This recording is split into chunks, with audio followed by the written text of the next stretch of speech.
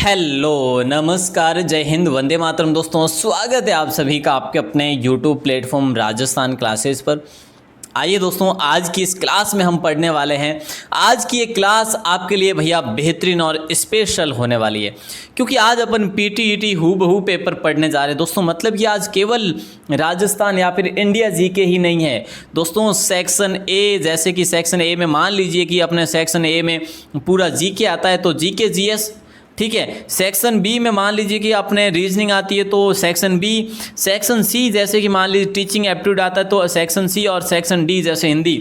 तो दोस्तों सारे सेक्शन आज की इस क्लास में पढ़ने वाले। क्लास थोड़ी सी बड़ी ज़रूर होगी, लेकिन प्यारे साथियों ये अपने आप में एक खास होने वाली है। पीटीटी एग्ज़ाम वालों के लिए बेहद ही खास होने वाली है।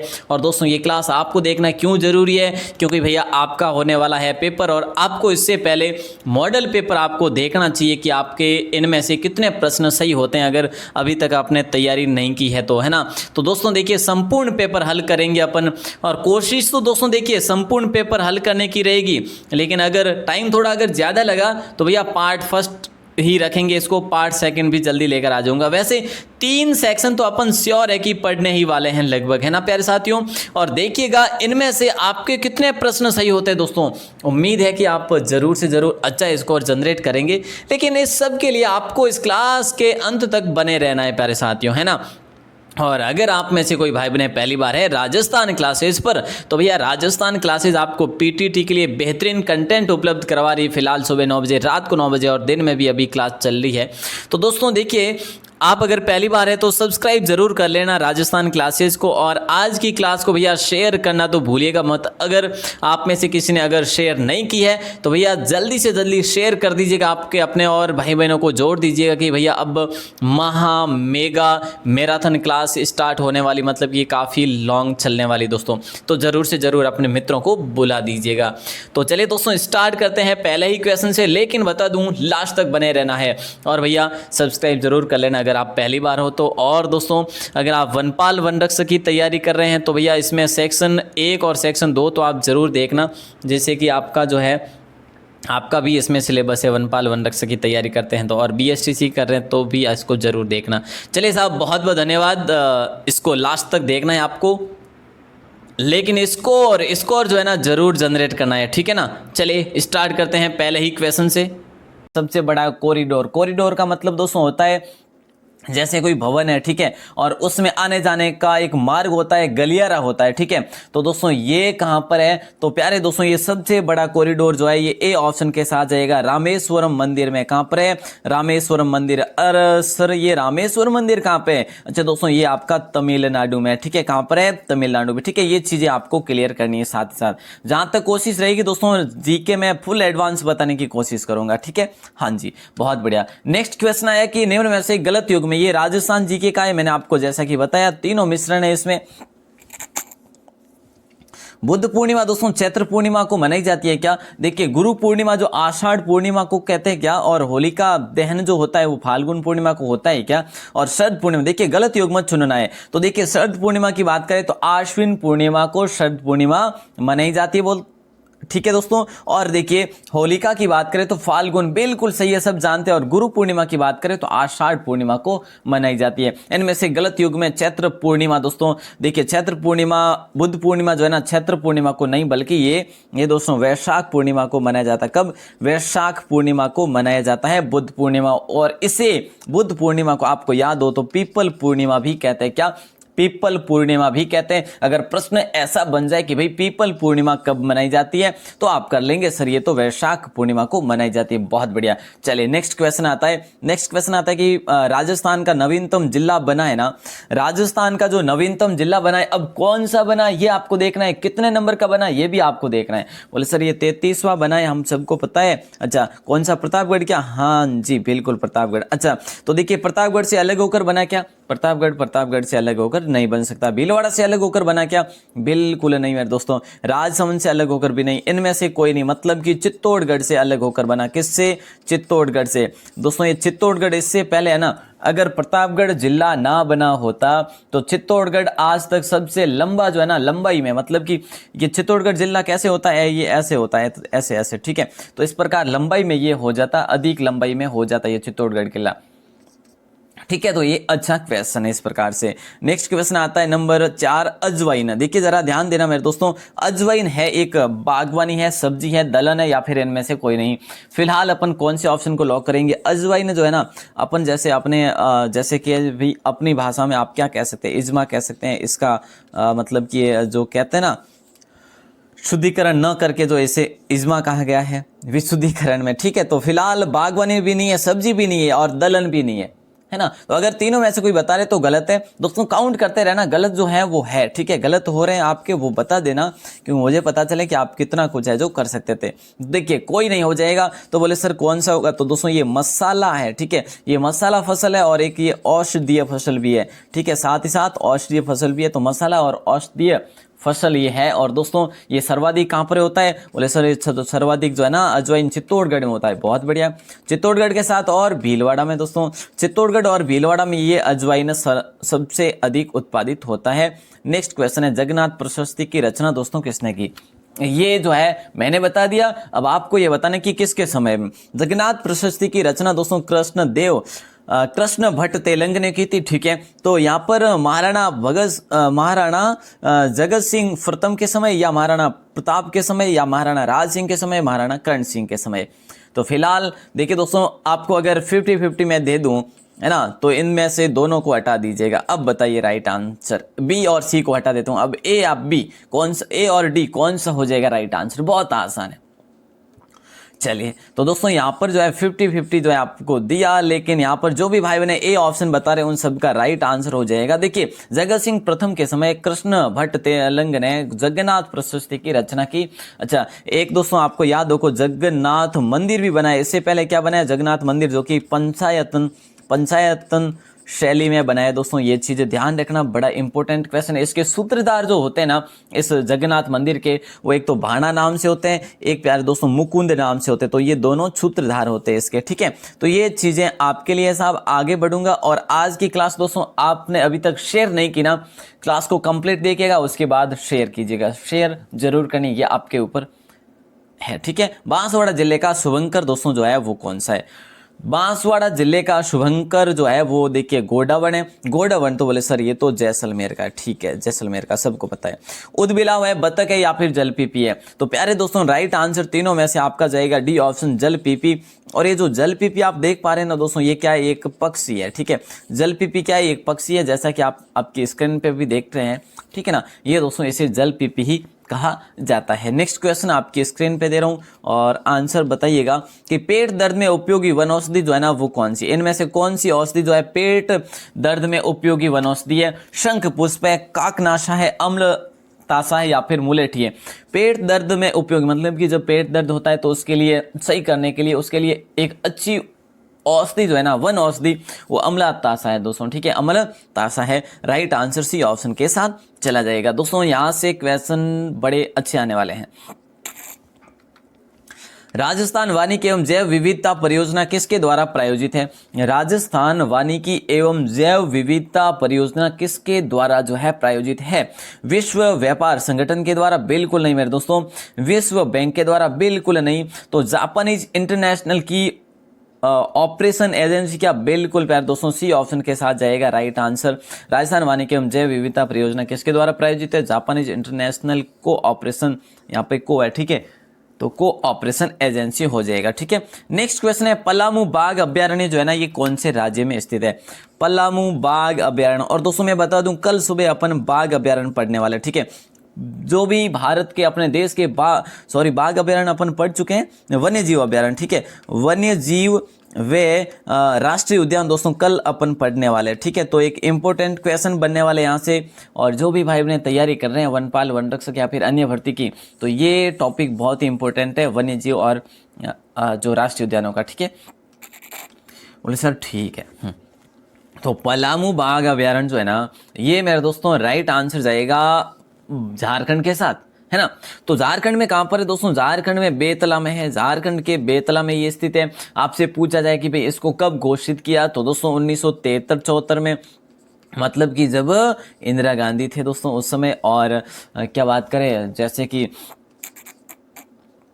आपको पता हो दोस्तों, जैसे कि वो थे अपने अपने क्या कहते हैं, टाइगर मैन किसे कहा जाता है, कैलाश सांकला को, उनके प्रयासों से ये है जो 1973 वाली परियोजना शुरू की गई थी। नेक्स्ट क्वेश्चन है नंबर 10, जरा ध्यान देना। करौली जिला किसके उत्पादन के लिए प्रसिद्ध है? करौली जो जिला है ना, किसके उत्पादन के लिए प्रसिद्ध है? संगमरमर के या पीले पत्थर के उत्पादन के लिए, या काला पत्थर या फिर लाल पत्थर? करौली जो जिला है ना मेरे दोस्तों, देखिए मैं आपको बता दूं, हरे पत्थर की बात करें दोस्तों कि भाई हरा जो संगमरमर है, ये हरा संगमरमर दोस्तों ऋषभ देव में प्राप्त होता है। ऋषभ देव जो है ना हरे संगमरमर के लिए प्रसिद्ध है, ठीक है। ऋषभ देव कहाँ का है? ये उदयपुर का है। बोले सर काला संगमरमर, देखिए दोस्तों ये जो काला संगमरमर है ना, ये भैंसलाना का प्रसिद्ध है, ठीक है, भैंसलाना का। अच्छा दोस्तों देखिए, करौली जिला किसके उत्पादन के लिए प्रसिद्ध है? तो फिलहाल अपन लॉक करेंगे लाल पत्थर के लिए, ठीक है। कौन सा? लाल पत्थर के लिए ये प्रसिद्ध है दोस्तों, मतलब कि एक स्पोर्टेड वेराइटी सैंडस्टोन यहाँ पर आता है, तो एक बेहतरीन है यहाँ का ये पत्थर। नेक्स्ट क्वेश्चन आता है कि सर्वोच्च न्यायालय के प्रथम मुख्य न्यायाधीश कौन रहे थे? सर्वोच्च न्यायालय के प्रथम मुख्य न्यायाधीश जो रहे थे वो कौन रहे थे? डॉक्टर सर्वपल्ली राधाकृष्णन? बिल्कुल नहीं मेरे दोस्तों। डॉक्टर अमृता पटेल? बिल्कुल नहीं दोस्तों। इनमें से आंसर देना है नंबर सी और नंबर डी से, है ना। तो क्या हो जाएगा जल्दी बतला दीजिएगा। देखिए दोस्तों, अगर अपन बात करें कि भाई नगेंद्र सिंह, डॉक्टर नगेंद्र सिंह जो थे ना, ये अंतरराष्ट्रीय न्यायालय के भारतीय मुख्य न्यायाधीश थे, ठीक है। अंतरराष्ट्रीय न्यायालय के भारतीय मुख्य न्यायाधीश जो पहले थे वो नगेंद्र सिंह थे। और दोस्तों यहाँ पर जो है ना, सर्वोच्च न्यायालय के प्रथम मुख्य न्यायाधीश की बात करें तो हीरालाल जेकानिया। सबका आंसर परफेक्ट आ रहा है, बिल्कुल सही है, ठीक है। चलो नेक्स्ट क्वेश्चन है दोस्तों, काउंट करते रहना और सुपर फास्ट कर रहा हूँ। सबसे ऊंचा झरना कौन सा है ये आपको बताना है दोस्तों। आप चाहते हैं क्या सबसे ऊंचा, सबसे बड़ा, सबसे नीचा, सबसे न्यूनतम वगैरह है, ये आपको एक क्लास दे दी जाए, क्या चाहते हैं आप? तो जरूर कमेंट सेक्शन में लिखिएगा यस, तो मैं ये क्लास भी आपके लिए जल्दी से जल्दी लेकर आने वाला हूँ, ठीक है। तो सबसे ऊंचा जो झरना है ना, ये कौन सा है? कुंची कला झरना है, या फिर जोगादा गुंडी है, या फिर थंगरहार पार्क है, या फिर जो है उपरोक्त सभी। आप कहेंगे मुझे कि सर बाकी वाले कहाँ पर है? ये कुंची कला झरना हो जाएगा दोस्तों। ये कुंची कला झरना जो है ना, ये वराह नदी पर बना हुआ है मेरे दोस्तों। कहाँ पर है? वराह नदी पर। बोले सर कर्नाटक में क्या? हाँ जी कर्नाटक में, ठीक है सर, ओके। 455 मीटर जो है ये ऊंचाई से गिरता है, ठीक है। तो जोगादा गुंडी की बात करूं तो दोस्तों, ये जोगादा गुंडी जो है ना, ये भी एक मुख्य जो झरना है भारत का, तो ये जोगादा गुंडी कर्नाटक में। और थंगरहार जो पार्क है ना मेरे दोस्तों, ये पार्क से जो ये भी झरना आता है यहाँ पे, इसका नाम है पार्क, तो ये मेघालय में पड़ता है। कहां पर है? बोले सर मेघालय में, ठीक है साहब। नेक्स्ट क्वेश्चन आता है, इंद्रप्रस्थ किस महाजनपद की राजधानी थी? बतला दीजिएगा राइट आंसर, फिर आगे बढ़ेंगे। इंद्रप्रस्थ जो है किस महाजनपद की राजधानी थी? कुरु की, मत्स्य की, पांचाल की, या फिर वज्जी की? इंद्रप्रस्थ किस महाजनपद की राजधानी थी? तो फिलहाल अपन कुरु को लॉक करेंगे। कौन से ऑप्शन को? कुरु ऑप्शन को लॉक करेंगे। बेहतरीन क्वेश्चन है दोस्तों, ठीक है। इंद्रप्रस्थ जो है कुरु महाजनपद की राजधानी थी दोस्तों, ध्यान रखना। और वर्तमान में ये कहाँ पर है दोस्तों? वर्तमान में लगभग दिल्ली शहर के आसपास में, ठीक है ना। और अपने राजस्थान में इंद्रप्रस्थ नगर अपन किसे कहते हैं? बोले सर जल्दी बतला दीजिएगा। राजस्थान का इंद्रप्रस्थ नगर दोस्तों कई बार बता चुका हूँ और काफी भाई बहन यहीं से क्लियर किया है। सर कोटा में, बिल्कुल कोटा में हो जाएगा, ध्यान रखना। कोटा को इंद्रप्रस्थ नगर कहते हैं। और ये बेहतरीन क्वेश्चन है, न्यू क्वेश्चन है दोस्तों। देखते हैं कौन कौन बताएंगे कि जो वरमूल डेयरी है ना, देखिए असुमिलित आपको बताना है। वरमूल डेयरी जो है ना दोस्तों, ये जोधपुर में है क्या?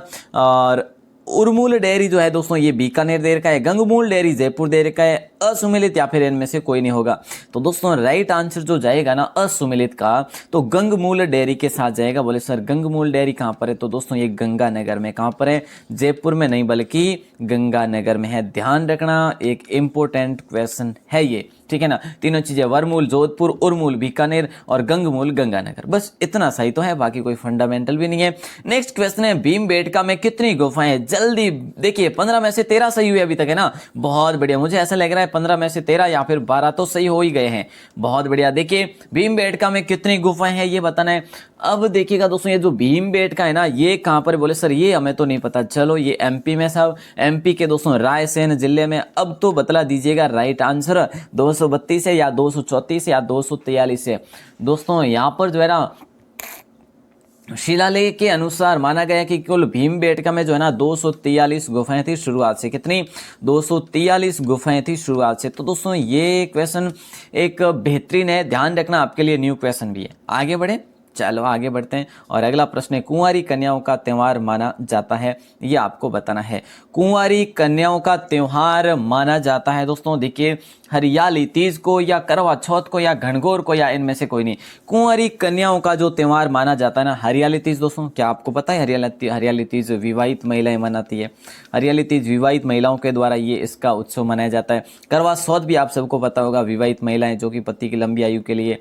घनघोर भी दोस्तों विवाहित के लिए गणगौर जो है गवर वगैरह निकाली जाए। तो दोस्तों इनमें से कोई नहीं जो है राइट आंसर जाएगा। बोले सर फिर कौन सा होगा? दोस्तों कई बार बता तो चुका हूं ना, सांझी हो जाएगा। क्या? सांझी हो जाएगा दोस्तों, आपको याद रखना है। अब मैं आपको बात करूं कि भाई ये कब से कब तक, तो दोस्तों भाद्रपद से शुरू होता है, आश्विन तक चलता है। ठीक है, भाद्रपद पूर्णिमा से शुरू होता है, आश्विन अमावस्या तक ये सांझी चलता है। ये अपने राजस्थान का त्यौहार है। ठीक है साहब, अगला प्रश्न है, थार एक्सप्रेस मुनाबाव के मध्य चलती है। थार एक्सप्रेस मुनाबाव से किसके मध्य तक चलती है? क्वेश्चन तो बड़ा लाजवाब है साहब, देखते हैं कौन कौन बताते हैं। देखिए, थार एक्सप्रेस मुनाबाव से देखिएगा के मध्य चलती है, तो अट्टारी होगा या खोखरा पार होगा या करतारपुरा होगा या फिर कराची होगा। इसमें भी कुछ 50-50 आपको दे क्या? बिल्कुल सर दे दीजिएगा, हमें चलो बता देते हैं। देखिएगा दोस्तों, यहाँ पर एक तो इसे हटा दीजिएगा, एक इसे हटा दीजिएगा। अब बतला दीजिएगा बी होगा या फिर डी होगा, जल्दी बताइए। देखिए ये जो है ना, ये सिंध प्रांत से, मतलब कि पाकिस्तान से है ना, पाकिस्तान से चलती है। तो आप सबको पता है कि भाई खोखरा पार से है ना, तो बी ऑप्शन के साथ जाएगा राइट आंसर। बिल्कुल साहब, बहुत अच्छा क्वेश्चन था। थार एक्सप्रेस मुनाबाव से खोखरा पार के मध्य चलती है। और दोस्तों मुनाबाव आपको पता है क्या? भारत का सबसे पहला शराब बिक्री वाला स्टेशन मुनाबाव स्टेशन है। और नेक्स्ट क्वेश्चन है, इनमें से असत्य आपको बताना है। दोस्तों क्या आप जानते हैं रेड क्लिफ से राजस्थान की कुल कितनी सीमाएं? ये तो सर हम जानते हैं, हमारी छुट्टियों का काम में हमने बहुत पढ़ लिया। बिल्कुल, बहुत बड़े 1070 किलोमीटर जो है ये राजस्थान की पाकिस्तान से सीमा लगती है। पड़ोसी देशों से कुल जुड़े राज्य है ना, पड़ोसी देशों से कुल जुड़े राज्य 20 है दोस्तों, है क्या? बिल्कुल सही है, नहीं है दोस्तों, ये पड़ोसी देशों से जुड़े कुल राज्य जो है ना, ये आपके 16 है। कितने हैं? 16 है। तो देखिए, भारत के समुद्र के जो केंद्र शासित प्रदेश समुद्र तटीय 4 है। बिल्कुल ठीक है, भारत के समुद्र तटीय कुल राज्य जो है वो 9 है। पड़ोसी देशों से जुड़े कुल राज्य जो है ना, ये 20 नहीं है बल्कि 16 है। तो यहाँ पर इस सीरीज को, इसको स्क्रीनशॉट लो या फिर लिखो, जो भी है दोस्तों, ये ध्यान रखना बस है ना, आगे क्वेश्चन बने तो भूलिएगा मत बस। अगला प्रश्न है, स्थानीय भाषा में वरा नदी कहते हैं, नदी का नाम बताइए। मतलब कि सीधी सी बात है कि स्थानीय भाषा में वरा नदी अपन कौन सी नदी को कहते हैं? वराह नदी दोस्तों, वराह नदी है ना, वराह नदी। देखिए दोस्तों, वराह नगरी किसे कहते हैं? वरा नगरी किसे कहते हैं प्यारे दोस्तों? राजस्थान की वरा नगरी किसे कहते हैं? कौन कौन बताएंगे इसका आंसर, जल्दी बताइएगा। अब देखिए दोस्तों, जो वरा नदी है ना, स्थानीय भाषा में वरा नदी की बात करूं तो रूपनगढ़ नहीं होगा, कांतली नहीं होगा, माई नहीं होगा, रूपारेल हो जाएगा। और इसी रूपारेल को दोस्तों लसवारी कहते हैं ना, हाँ लसवारी भी कहते हैं इसे है ना, तो ये चीज भी ध्यान रखना, लसवारी भी इसे कहते हैं। तो वरा नगरी की बात करें तो दोस्तों ये 12 को कहते हैं वरा नगरी राजस्थान के। ठीक है, चलो सर अगला प्रश्न बताइए, सिमलीपाल अभ्यारण्य कहां पर स्थित है? सिमलीपाल जो अभ्यारण्य है ना, ये कहां पर स्थित है मेरे दोस्तों? देखिए, केरल में है, बिहार में, श्रीनगर में या फिर ओडिशा में है, बता दीजिएगा राइट आंसर। सिमलीपाल जो अभ्यारण्य है ना, ये क्वेश्चन अपन पढ़ने वाले मेरे दोस्तों, तैयार रहिएगा। सुबह 9 बजे डेली क्लास होती है। अच्छा दोस्तों, फिलहाल अपन केरल नहीं करेंगे, बिहार नहीं करेंगे, श्रीनगर भी नहीं करेंगे, ओडिशा को करेंगे। ठीक है, तो जो ये सिमलीपाल है ना, ये ओडिशा में दोस्तों, यहाँ की जो प्रमुख वन्य जीव प्राणी है ना, हाथी है, बाघ है, तेंदुआ है, और जैसे कि मैं आपको बात करूं तो दोस्तों जैसे सांबर है। ठीक है, आगे बढ़ते हैं।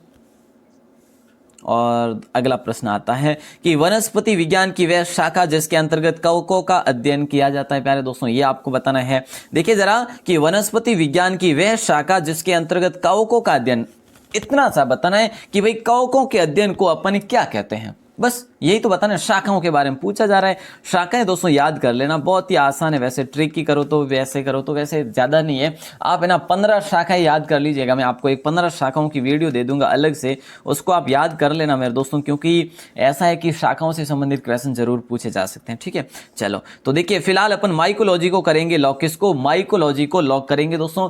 कवकों के अध्ययन को माइकोलॉजी कहा जाता है। और नेक्स्ट क्वेश्चन है, परिंदों का घर किस अभ्यारण्य को कहते हैं? राजस्थान के ऐसे कौन सा अभ्यारण्य है जिसे परिंदों का घर कहते हैं? तो प्यारे दोस्तों फिलहाल अपन कुंभलगढ़ को नहीं करेंगे, भेड़िए के लिए जो प्रसिद्ध है दोस्तों सबको जानकारी है। सरीस का दोस्तों नहीं करेंगे। सरीस का की बात करें तो रिसर्च बंदरों के लिए प्रसिद्ध है दोस्तों, जो कि अलवर में है। ठीक है सर। नाहरगढ़ की बात करें तो दोस्तों नाहरगढ़ भी नहीं होगा, राइट आंसर होगा ये होगा दोस्तों ए ऑप्शन। ठीक है ना। बंदबेटा वन्य जीव अभ्यारण्य दोस्तों जिसे 1985 में घोषित किया था। कब? 1985 में घोषित किया था। अच्छा क्वेश्चन है दोस्तों, इसको आपने लॉक कर दिया है तो बेहतरीन। नेक्स्ट क्वेश्चन आए उससे पहले दोस्तों ये एक शानदार जानदार दोस्तों चीज है, आप देख लेना, इसको देख लीजिएगा। देखिए, पिता की गरीबी व माँ के पहनाए कपड़ों पर कभी शर्मिंदगी महसूस मत करना मेरे दोस्त, क्योंकि ये दुनिया के वो हीरे हैं जो आप जान गए होंगे, है ना। इनके लिए अपने पास कोई भी शब्द नहीं होते, कोई भी शब्द नहीं होते। तो मेरे दोस्त पिता की गरीबी और माँ के पहनाए कपड़ों पर कभी शर्मिंदगी महसूस मत करना। उनका जो भी दिया है उसकी बिल्कुल सत्कार कीजिए, उनका सम्मान कीजिएगा और अपने जो सर्वश्रेष्ठ कहिए, भगवान कहिए मेरे दोस्त, तो यही है ना। बिल्कुल साहब आगे बढ़ते दोस्तों, और ये बिल्कुल जो है जरूर से जरूर मेरे दोस्तों इसको फॉलो कीजिएगा। और अगला प्रश्न है, करड़ जो है ये क्या है? उम्मीद करूंगा दोस्तों यहाँ पर जो है एक दो लाइन जो है 20 क्लास में होनी चाहिए, ताकि जिससे कि क्या हो कि आपका जो है आपका क्या एक तो अनुभव भी बढ़ेगा और एक जो है आपका हौसला भी बढ़ेगा, है ना। चलिए तो करड़ जो दोस्तों क्या है? ये करड़ जो है राजस्थान भेड़ों की किस्में है क्या, या फिर नस्लें हैं क्या, या फिर जो है अपने क्या बात करें गुजरात में बीज की किस्में, या फिर गौरी नृत्य के कुछ रूप हैं है, या फिर इनमें से कोई नहीं। तो करड़ जो है ना मेरे दोस्तों, ये करड़ क्या है? ये करड़ एक घास है, याद कर लेना। ठीक है। अब अगर किसी ने गलत किया है तो इसको ध्यान रखना, डी ऑप्शन के साथ जाएगा। अब इनमें से कोई नहीं हो जाएगा, घास हो जाएगा दोस्तों। और ये जो घासों की बात करें अपन, है ना, घास दोस्तों जैसे धामन घास है, अंजन घास है, मुराद घास है, ये सारी की सारी रेगिस्तानी घास है दोस्तों। और खसखस जो है ना वो प्यारे दोस्तों वो सवाई माधोपुर की घास है। ठीक है ना, वो ध्यान रखना। अच्छा अगला प्रश्न आ जाए आपके स्क्रीन पे कि सबसे तेजी से बढ़ने वाला पौधा कौन सा? ये हूबहू दोस्तों पेपर है, अब इसको आपको देखना बहुत जरूरी है, कंप्लीट देखिएगा। अगर आप यहाँ से बीच में से छोड़ेंगे तो इसका आपका स्कोर कुछ नहीं बनेगा। और दोस्तों अगर आप लास्ट में जुड़े तो इसको स्टार्ट से जरूर देखना, स्कोर जनरेट करना बहुत जरूरी मेरे दोस्त। आज की क्लास पूर्णतः है जो आपके वन रक्षक पर आधारित है, वन रक्षक वनपाल पर। ठीक है, तो सबसे तेजी से बढ़ने वाला जो पौधा कौन सा है? सुपारी होगा क्या? बिल्कुल नहीं। आम होगा क्या? बिल्कुल नहीं। यूकेलिप्टस हो जाएगा क्या? सी ऑप्शन सर हो जाएगा। बिल्कुल साहब, बहुत बढ़िया। नेक्स्ट क्वेश्चन आ जाता है, सादे वाला किस क्षेत्र का खनन क्षेत्र है? किस जिले का खनन क्षेत्र है? जो सादे वाला गांव है मेरे दोस्तों, क्या है? सादे वाला एक क्या है? एक क्षेत्र है। ये कौन से जिले के अंतर्गत खनन क्षेत्र आता है? धौलपुर, भरतपुर, जैसलमेर, बांसवाड़ा। देखिए दोस्तों, वाला, लोंगे वाला, लोंगो वाला, ठीक है, लोंगो वाला, ठीक है सर। सादे वाला, बिल्कुल सादे वाला। अच्छा एक चीज और दोस्तों मेरे दोस्तों क्लियर कर लीजिएगा, यहाँ पर है क्या करेंगे, एक और है डोंडे वाला, है ना। कौन सा? डोंडे वाला। अच्छा तो ये जो देखिएगा डोंडे वाला में दोस्तों 1990 ईस्वी में क्या किया गया था? यहाँ पर प्राकृतिक गैस भंडार की खोज हुई थी। ठीक है, अब देखिए सॉरी 1990 नहीं है, हाँ सादे वाला में दोस्तों, सादे वाला में 1984 है और 1990 बिल्कुल जो है डोंडे वाला में। ठीक है, वाला जो है हमारे जिले के ही नाम है जो कंफ्यूज कर रहे हैं, तो ध्यान रखना। अब देखिए सादे वाला जो है कहाँ पर है? जैसलमेर में। सादे वाला में दोस्तों 1984 में जो है प्राकृतिक गैस भंडार की खोज होती है। डोंडे वाला में 1990 में होती है। और दोस्तों लौंगे वाला नहीं है ये, ठीक है, इसमें कोई है जो ऐसा नहीं है। ठीक है, बस गांव है ये। अच्छा दोस्तों एक चीज़ और ध्यान रखना, घोटारू जो है ना यहाँ का राजस्थान का प्रसिद्ध है घोटारू गांव। ठीक है, ये जैसलमेर में यहाँ पर है जो 1983 में सबसे पहले जो है ना 1983 में यहाँ पर खोज होती है मेरे दोस्तों प्राकृतिक गैस भंडारों की, है ना। अगला प्रश्न है कि जब तमिलनाडु में पोंगल मनाया जाता है तब उत्तर भारत में कौन सा त्यौहार मनाया जाता है? आपको याद है क्या मेरे दोस्तों? मैंने आपको ये उस दिन एक क्लास दी थी और उस क्लास में उसी दिन में वो क्लास बताई थी, पढ़ाई थी, जिसमें जो है इसके बारे में में जानकारी दी थी आपको। जब तमिलनाडु में पोंगल मनाया जाता है तब जो उत्तर भारत में दोस्तों मकर संक्रांति मनाया जाता है। सी ऑप्शन को आप लॉक करेंगे। अच्छा क्वेश्चन है, बड़ी मतलब कि एक मकर राशि के प्रवेश करने पर मनाया जाता है। सूर्य देखिए मतलब कि सूर्य के मकर राशि में प्रवेश करने पर यह मनाया जाता है। नेक्स्ट क्वेश्चन है, निम्न में से सबसे छोटा जीव जो है वो कौन सा है। सबसे छोटा जीव जो है ना, साइंस का क्वेश्चन है दोस्तों, माइकोप्लाज्मा है या यीस्ट है या फिर विषाणु या फिर जीवाणु। इनमें से देखिए निम्न में से सबसे छोटा जो जीव है ना वो माइकोप्लाज्मा। बोले सर ठीक है। ये दोस्तों मैं थोड़ा सा लेट बता रहा हूँ, बस आपको अंदाजा लगाने कि आपके कितने सही हो रहे हैं। चंबल का भाव क्षेत्र किन किन जिलों में नहीं है दोस्तों, इनमें से किन जिलों में नहीं है। देखिए दोस्तों ये क्वेश्चन बहुत अच्छा है कि किन जिलों में नहीं है, ये प्रश्न आपसे किया जा रहा है।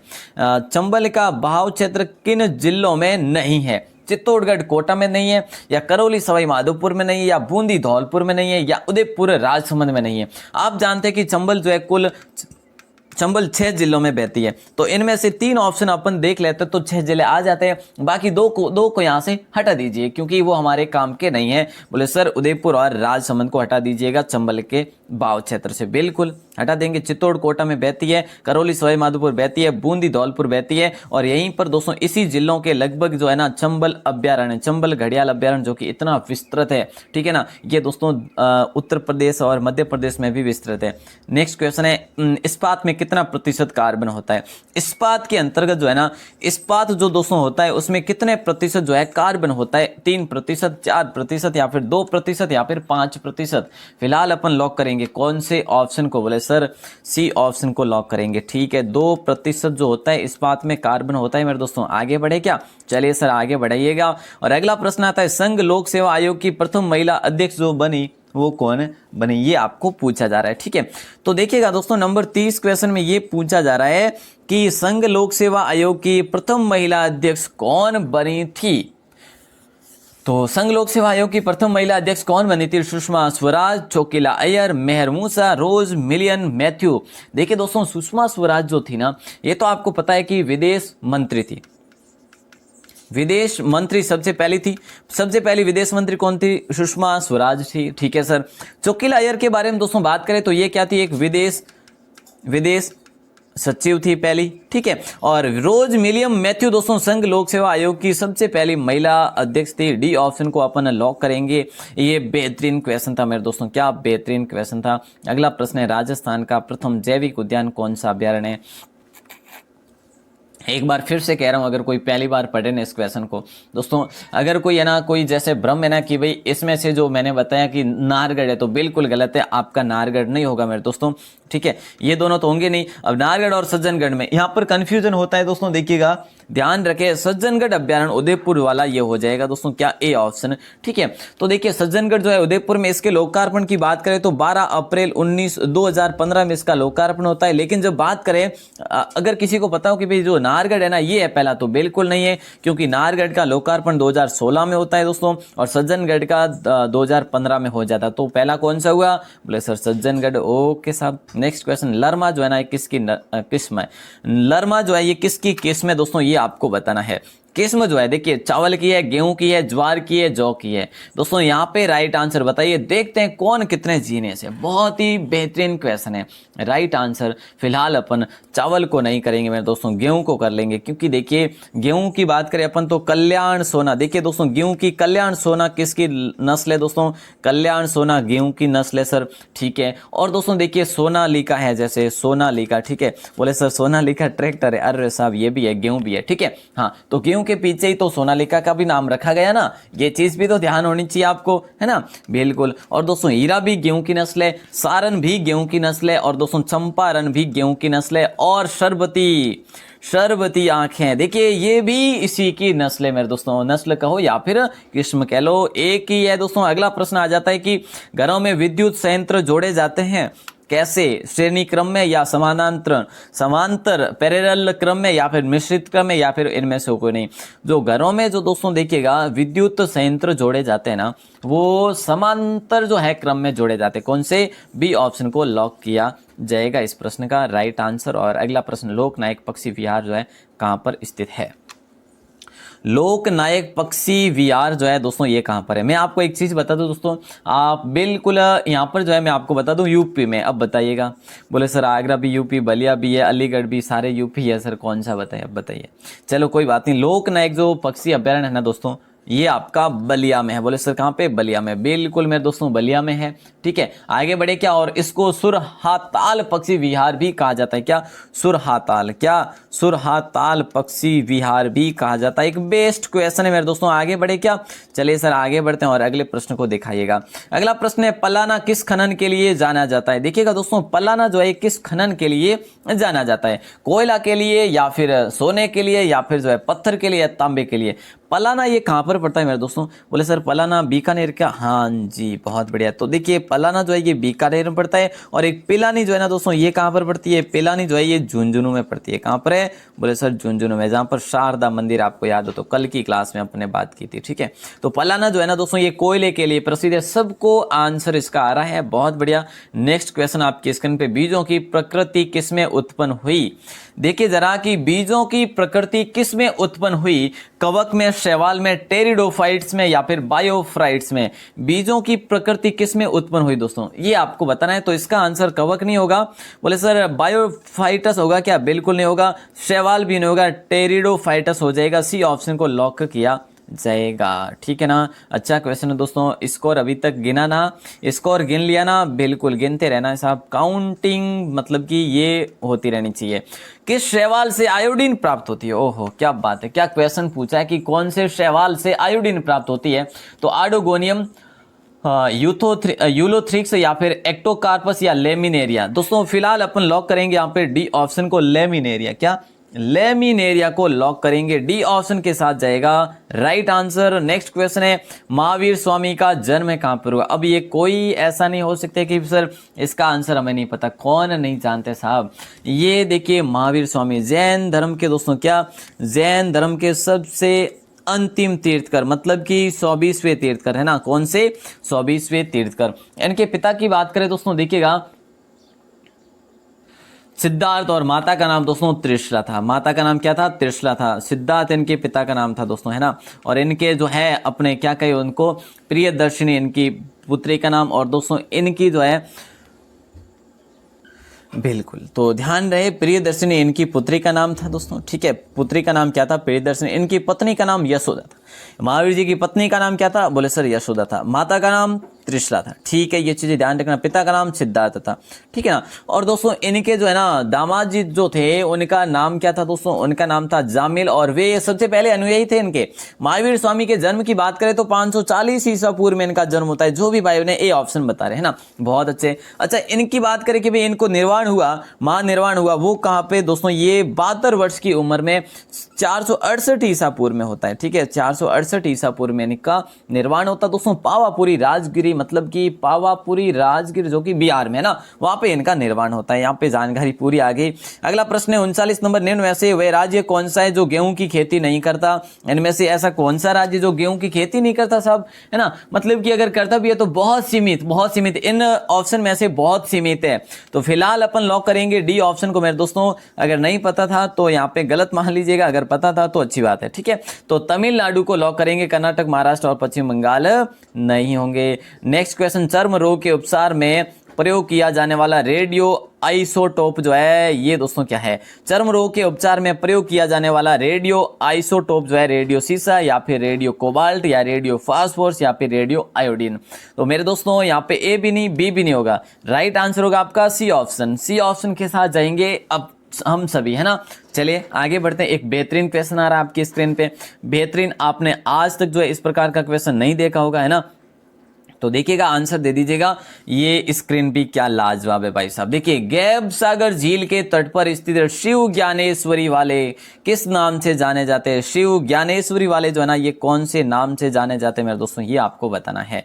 बिल्कुल आसान सा क्वेश्चन है, राजस्थान जीके का क्वेश्चन है। गैब सागर झील दोस्तों कहां पर, बोले सर डूंगरपुर में, बहुत बढ़िया। अच्छा, तट पर स्थित शिव ज्ञानेश्वरी वाले किस नाम से जाने जाते हैं, तो दोस्तों एक थंबिया महल के नाम से जाने जाते हैं। किसके, एक थंबिया। ये कल ही किसी भाई ने शायद जो क्वेश्चन किया था रात की क्लास में, वैसे तो दोस्तों ये एक थंबिया जो महल है ना, ये एक थंबिया महल जो है ये डूंगरपुर में है। और केवल एक थंबा की बात करें ना, एक थंबा जो है दोस्तों, इसे प्रहरी मीनार कहते हैं, जो जोधपुर की क्या कहते हैं, प्रहरी मीनार कहते हैं। ये जोधपुर में दोस्तों एक थंबा महल, ठीक है, अजीत सिंह के द्वारा बनाया गया। अच्छा क्वेश्चन है, इसको लॉक कर देना दोस्तों, दोनों चीजें ध्यान रखना। नेक्स्ट क्वेश्चन आता है आपकी स्क्रीन पे कि आयनिक यौगिक के गलनांक एवं क्वथनांक, आयनिक यौगिक के गलनांक व क्वथनांक जो होते हैं वो निम्न होते हैं या उच्च होते हैं या सामान्य होते हैं या फिर सभी कथन सत्य होते हैं। तो मेरे दोस्तों सभी कथन सत्य तो सवाल ही नहीं बनता है ना, सवाल बनता ही नहीं है। फिलहाल अपन उच्च होते हैं दोस्तों, इसी को करेंगे, बी ऑप्शन को। आयनिक यौगिक के गलनांक व क्वथनांक हमेशा उच्च होंगे,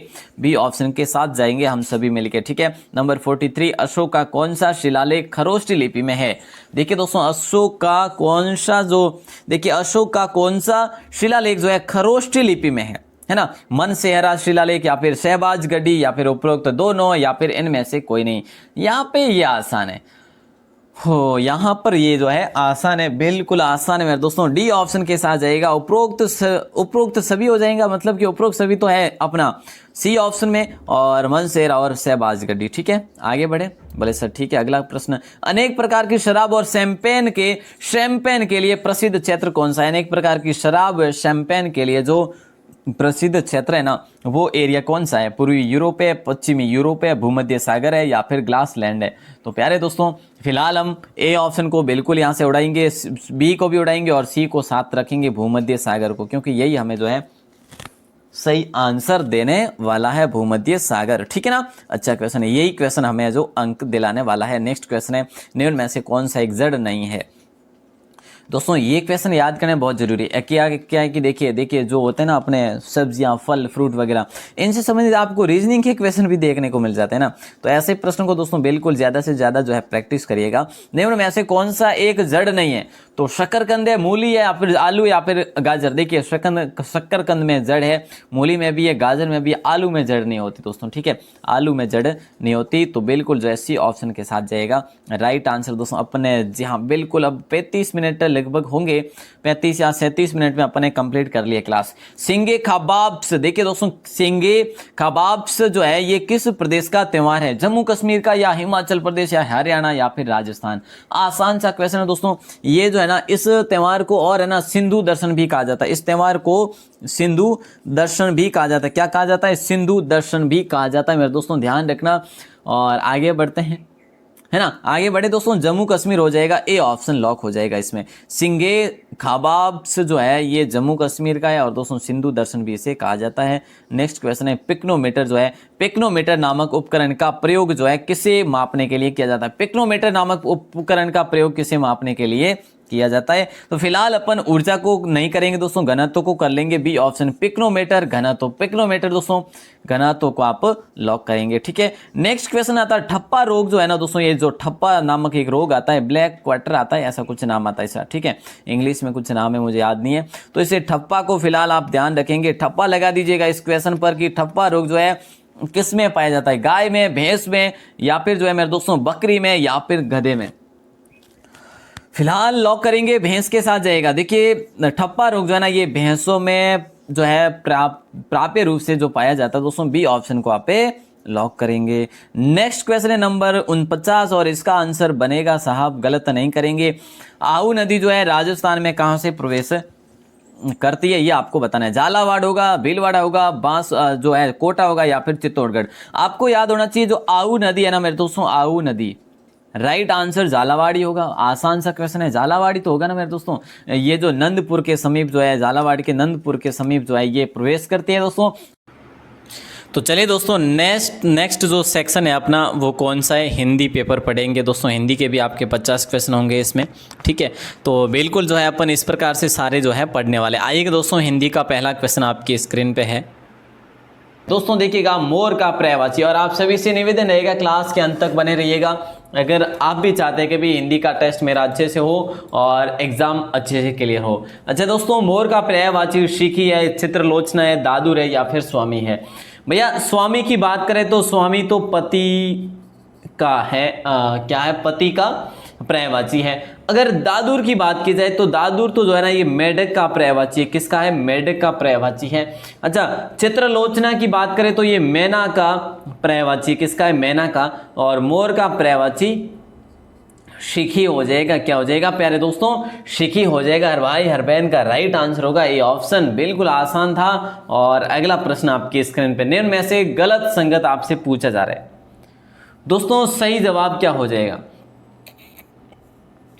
मतलब कि यहां पे क्या पूछा जा रहा है, इनमें से गलत संगत मतलब कि असंगत जो है ना वो क्या है। देखिए हम देख रहे हैं कि इसमें से जो आ रहे हैं ना ये शब्द, ये कैसे है दोस्तों? कई बार ऐसा प्रश्न पूछा जाता है, वो लिखते नहीं है कि शब्द युग्म में या फिर विलोम शब्द या पर्यायवाची जो भी क्या है। तो दोस्तों ये विलोम शब्द है, ठीक है। हमें ये जांच करना, पहले तो ये मालूम करना बहुत जरूरी है। शोषक का आवेग नहीं होगा, ठीक है। शोषक का क्या हो जाएगा? पोषक हो जाएगा दोस्तों। क्या हो जाएगा? पोषक हो जाएगा। और संगठन का विघटन है, संधि का विग्रह है, संकल्प का विकल्प है। तो अच्छा क्वेश्चन है, लॉक कीजिएगा, ए ऑप्शन के साथ चला जाएगा राइट आंसर। और नेक्स्ट क्वेश्चन, जैसा कि आप अपनी स्क्रीन पे देख रहे हैं, व्याकरण की दृष्टि से पद जो होता है ना वो क्या होता है? व्याकरण की दृष्टि से पद जो होता है उसका अर्थ क्या होता है? सूर तुलसी आदि के पद, या फिर सूरदास तुलसी आदि के पद, या फिर अपने शब्द, या फिर वाक्य में प्रयुक्त शब्द, या शब्दकोश में लिखित शब्द। तो प्यारे साथियों राइट आंसर अपना हो जाएगा वाक्य में प्रयुक्त शब्द हो जाएगा। सी ऑप्शन लॉक हो जाएगा फिलहाल। महत्वपूर्ण प्रश्न है प्यारे दोस्तों, क्या है? महत्वपूर्ण प्रश्न है और अच्छा क्वेश्चन है, लॉक कीजिएगा। और अगला प्रश्न है, आर प्रत्यय से बना शब्द कौन सा है? आर प्रत्यय से बना शब्द कौन सा है? ये आपसे प्रश्न किया जा रहा है। सुनार होगा, लुहार होगा, कुम्हार होगा, या उपरोक्त सभी होगा? आर प्रत्यय से बना शब्द कौन सा है? सुनार, लुहार, कुम्हार, उपयुक्त सभी। तो दोस्तों देखिए, सुन आर बिल्कुल आ रहा है, लू आर बिल्कुल है, कुमार बिल्कुल है। प्यारे साथियों राइट आंसर अपना डी ऑप्शन हो जाएगा। बिल्कुल आसान क्वेश्चन था। अब आपको ये भी बताना है कि आपके कितने प्रश्न सही होते हैं। लास्ट तक बने रहना है आपको, है ना। और इस सिलेक्शन वाली क्लास के लास्ट तक बने रहना है आप सभी को, है ना। चलो, मिलन का विलोम क्या होगा दोस्तों? मिलन का विलोम क्या हो जाएगा? विलोम शब्द, विपरीतार्थ शब्द क्या होगा? विचोह होगा, या विरह, या व्यवथा, या चप्पल? दोस्तों मिलन का विलोम होगा विचो, मिलन विचो, है ना। मिलन का हो जाएगा विछोह। बिल्कुल अच्छा क्वेश्चन है और लॉक कीजिएगा बिल्कुल ये ऑप्शन।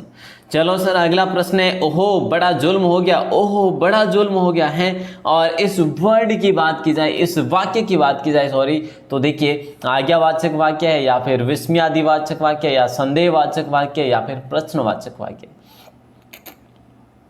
दोस्तों जहां पर हर्ष या आश्चर्य वाली बात हो, या फिर कोई शौक वाली बात हो, तो वहां पर या फिर इस प्रकार से, अगर ऐसा इस प्रकार से आइकन जैसे विस्मयादिवाचक आइकन हो तो हम उसे बी ऑप्शन के साथ करेंगे, मतलब कि विस्मयादिवाचक करेंगे।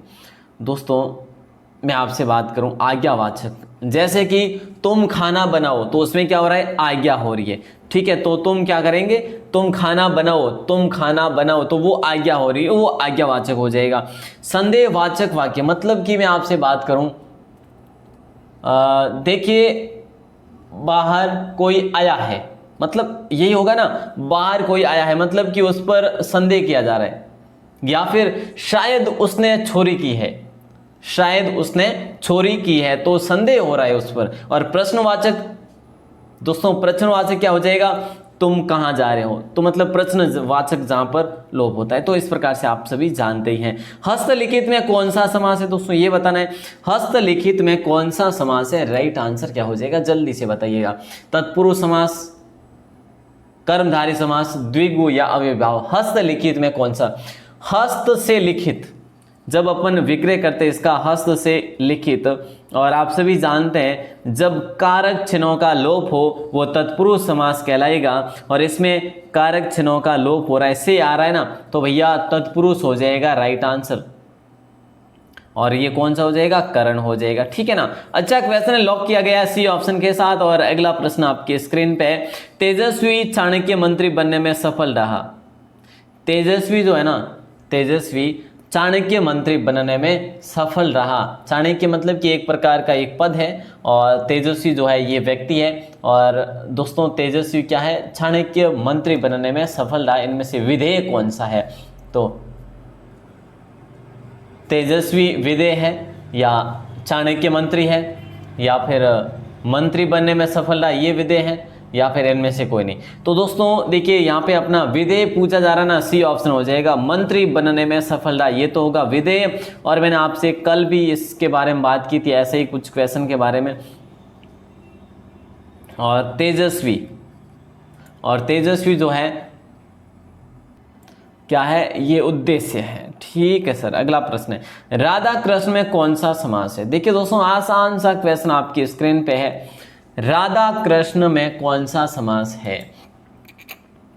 अव्ययीभाव, बहुब्री, द्वंद्व समास या कोई नहीं। दोस्तों हम विग्रह करते हैं राधा कृष्ण का, राधा और कृष्ण यही होगा, राधा और कृष्ण। और राधा और कृष्ण और अथवा आदि का जहां लोप हो द्वंद्व समास कहलाएगा।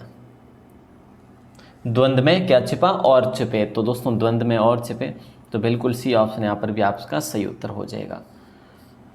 किस क्रमांक में अविराम शब्द युग्म का सही अर्थ भेद। दोस्तों एक बात बताएं आपको, ये क्वेश्चन है ना हर एग्जाम में छपता है। जहां पर हिंदी का जहां पर पोर्शन आए तो दोस्तों वहां पर मतलब जहाँ पर हिंदी का पोर्शन आए, जैसे हिंदी है किसी भी एग्जाम में, उसमें ये क्वेश्चन जरूर छपता है अविराम का। तो इसमें सही शब्द युग्म जो है का सही अर्थ क्या होगा, मनोहर सुंदर होगा, मनोहर विस्तृत स्वच्छ उन्नत सुंदर लगातार। तो राइट आंसर अपना हो जाएगा अभिराम का मतलब होगा सुंदर। अभिराम का सही उत्तर, सही जवाब होगा सुंदर, और अविराम का हो जाएगा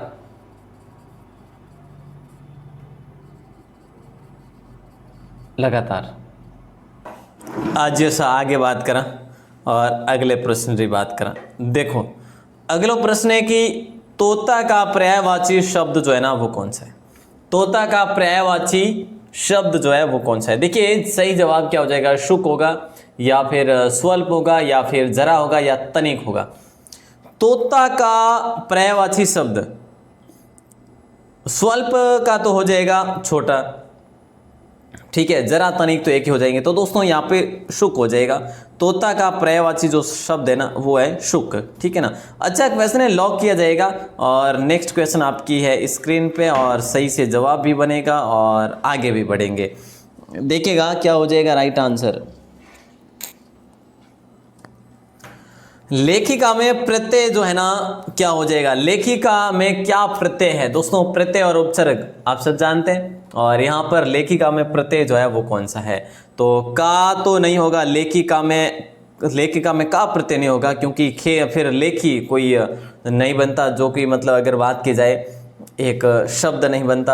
आ भी नहीं होगा, इका, लेख प्लस इका, ये हो जाएगा राइट आंसर अपना सी ऑप्शन। बिल्कुल इंपॉर्टेंट है, वेरी इंपॉर्टेंट क्वेश्चन हिंदी का। और अगला प्रश्न है नंबर 13।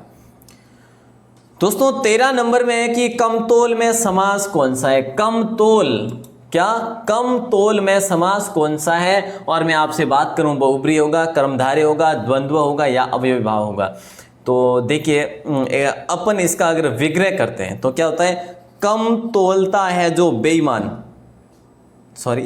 कम तोलता है जो कम तोल, यही होगा। हाँ लेकिन बेईमान तो मैंने अपने हिसाब से बताया, क्यों जब वो कम तोलेगा बेईमान ही होगा, ईमान तो उसमें बचा ही नहीं है कि नहीं। चलिए तो बी ऑप्शन लॉक करेंगे अपन, कम तोलता है जो, कर्मधारय हो जाएगा राइट आंसर। अगला प्रश्न है आपकी स्क्रीन पे। मोहन ढोलक बजाता है।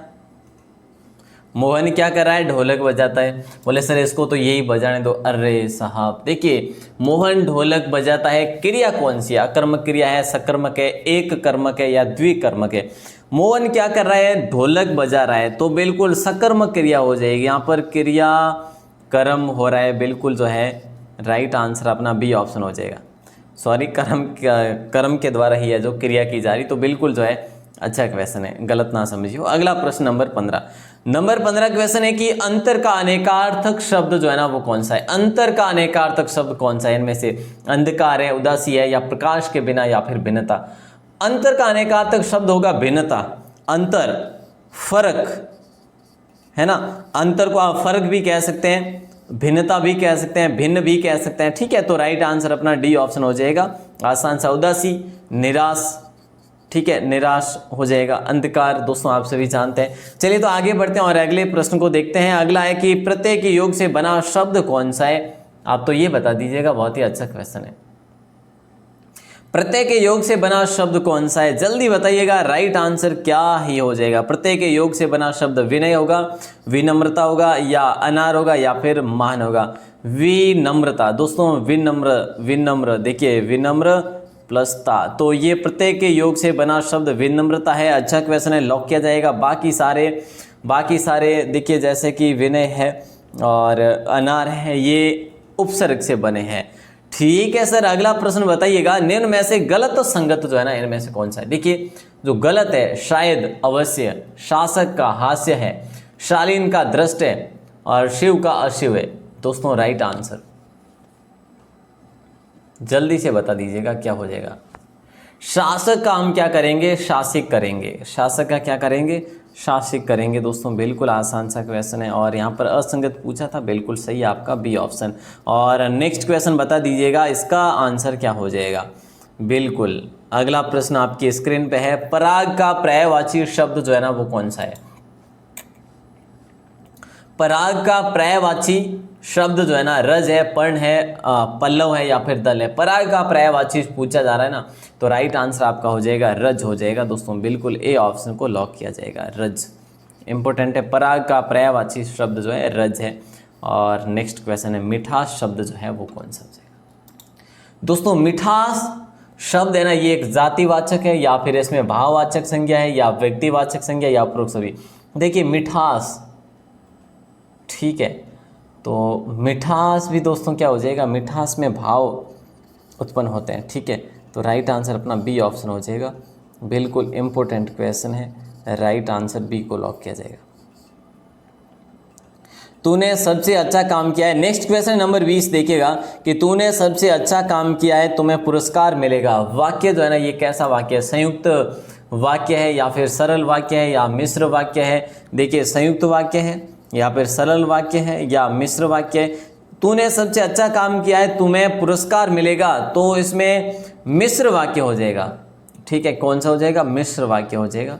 आसान क्वेश्चन। देखिए तूने सबसे अच्छा काम किया है, तुम्हें पुरस्कार मिलेगा, पुरस्कार मिलेगा, ये जो आने के बाद मिश्र वाक्य हो जाएगा।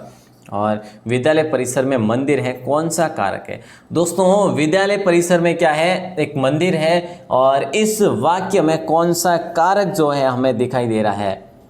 दोस्तों संबंध कारक है, संबोधन कारक है, अधिकरण कारक है, या कर्ता कारक है। और आप सभी जानते हैं, मैंने आपको कल भी बताया होगा, मैं और पर ये कौन से कारक में आते हैं? बोले सर अधिकरण कारक के पद है ये, ठीक है। तो फिर है जो अपना सी ऑप्शन हो जाएगा राइट आंसर, जहाँ पर भी मैं पर आए वो है। और दोस्तों कारक आप अगर याद करते हैं, कारक याद करते हैं तो कारक की समस्या मिट जाएगी। आप कारक याद कर लेंगे तो कारक कर ही पाएंगे आसानी से।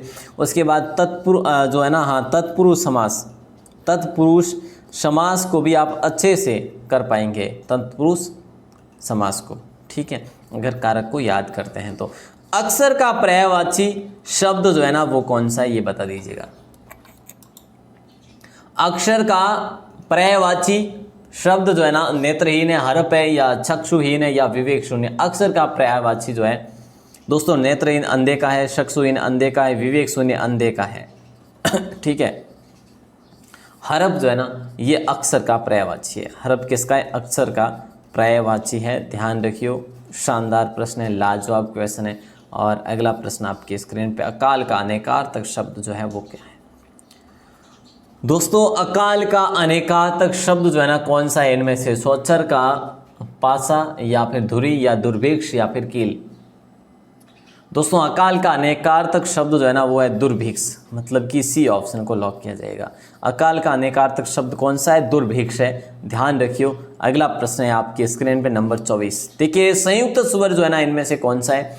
देखिए दोस्तों संयुक्त स्वर कौन सा है जल्दी बता दीजिएगा। सुपर फास्ट में जो भी भाई बहन बाद में जुड़े हैं वे उनसे निवेदन रहेगा क्लास को स्टार्ट से ज़रूर देख लेना, क्योंकि इस क्लास में काफ़ी क्वेश्चन आपके लिए इम्पोर्टेंट थे। कहने का मतलब जो जो इम्पोर्टेंट है वही पढ़ रहे हैं। संयुक्त स्वर जो है ई ए उ ए, दोस्तों बी ऑप्शन हो जाएगा, संयुक्त स्वर में आएगा ए। ठीक है, संयुक्त स्वर में आएगा। और संयुक्त स्वर में 4 आते हैं, कौन कौन से?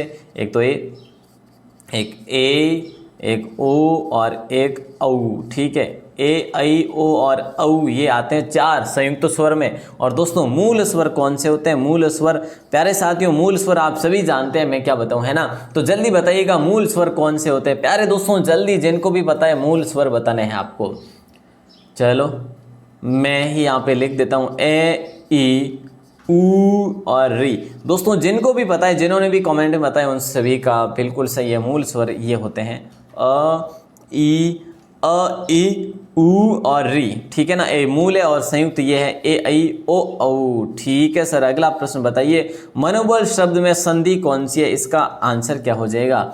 मनोबल शब्द में संधि कौन सी है प्यारे साथियों, ये बताना है।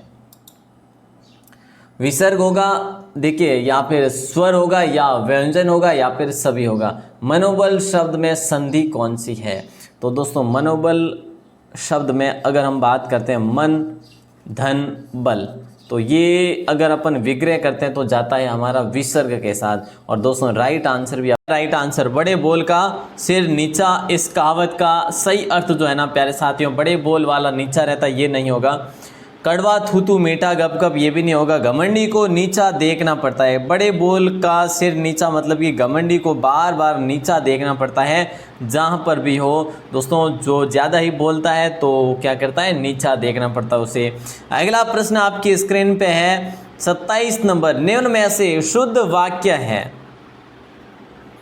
इनमें से शुद्ध वाक्य कौन सा है? देखिए दोस्तों क्वेश्चन बड़ा अच्छा है। ये पंक्तियाँ वीर रस से है। तेरा बहिन गिर गया, बिहारी भाषा। सत्यवान की पत्नी सावित्री एक पतिव्रता नारी थी, मैं रास्ते में गुजर रहा था। देखिए यहाँ पर शुद्ध वाक्य आपसे पूछा जा रहा है। ये पंक्तियाँ वीर रस से है, नहीं ऐसा नहीं होगा। ये पंक्तियाँ वीर रस से ली गई है, ऐसे होगा ये। ठीक है ना। तेरा बहिन गिर गया मतलब तेरी बहिन गिर गई, ऐसे तो आप लिख सकते हो, लेकिन तेरा बहिन ये पुल्लिंग स्त्रीलिंग में डिफरेंट है। चलो, सत्यवान की पत्नी सावित्री एक पतिव्रता नारी थी, ये आपका सही उत्तर है। ठीक है, शुद्ध वाक्य है। मैं रास्ते में गुजर रहा था, मैं रास्ते से गुजर रहा था, क्या हो जाएगा यहाँ पर? से हो जाएगा। तो प्यारे साथियों अपना फिलहाल सी ऑप्शन हो जाएगा लॉक। जो भी भाई बहन सी ऑप्शन बता रहे हैं, बहुत बढ़िया। शुद्ध वाक्य कौन सा? इनमें से शुद्ध वाक्य, दोस्तों ये वाक्य एक ही है लेकिन इनमें से शुद्ध आपको बताना है। साहित्य और जीवन का घोर संबंध है, साहित्य और जीवन का भिन्न संबंध है, जीवन और साहित्य एक अटूट संबंध है, साहित्य और जीवन में भयंकर संबंध है।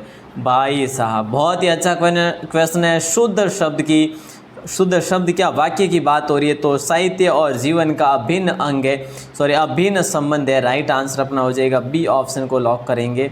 ठीक है, ये आपका शुद्ध वाक्य है, ध्यान रखियो। और नेक्स्ट क्वेश्चन ये लीजिएगा। नेक्स्ट क्वेश्चन 29 नंबर है कि बाबूजी ने छात्रों के लिए घंटी बजाई, इनमें से किस कार्य का लोप हो रहा है? इसमें कौन सा कारक जो है इसमें आ रहा है? दोस्तों बाबूजी ने क्या किया? घंटी बजाई। किसके लिए? छात्रों के लिए। ठीक है, तो अपादान ने, दोस्तों देखिएगा अपादान, संप्रदान, करण या फिर कर्म।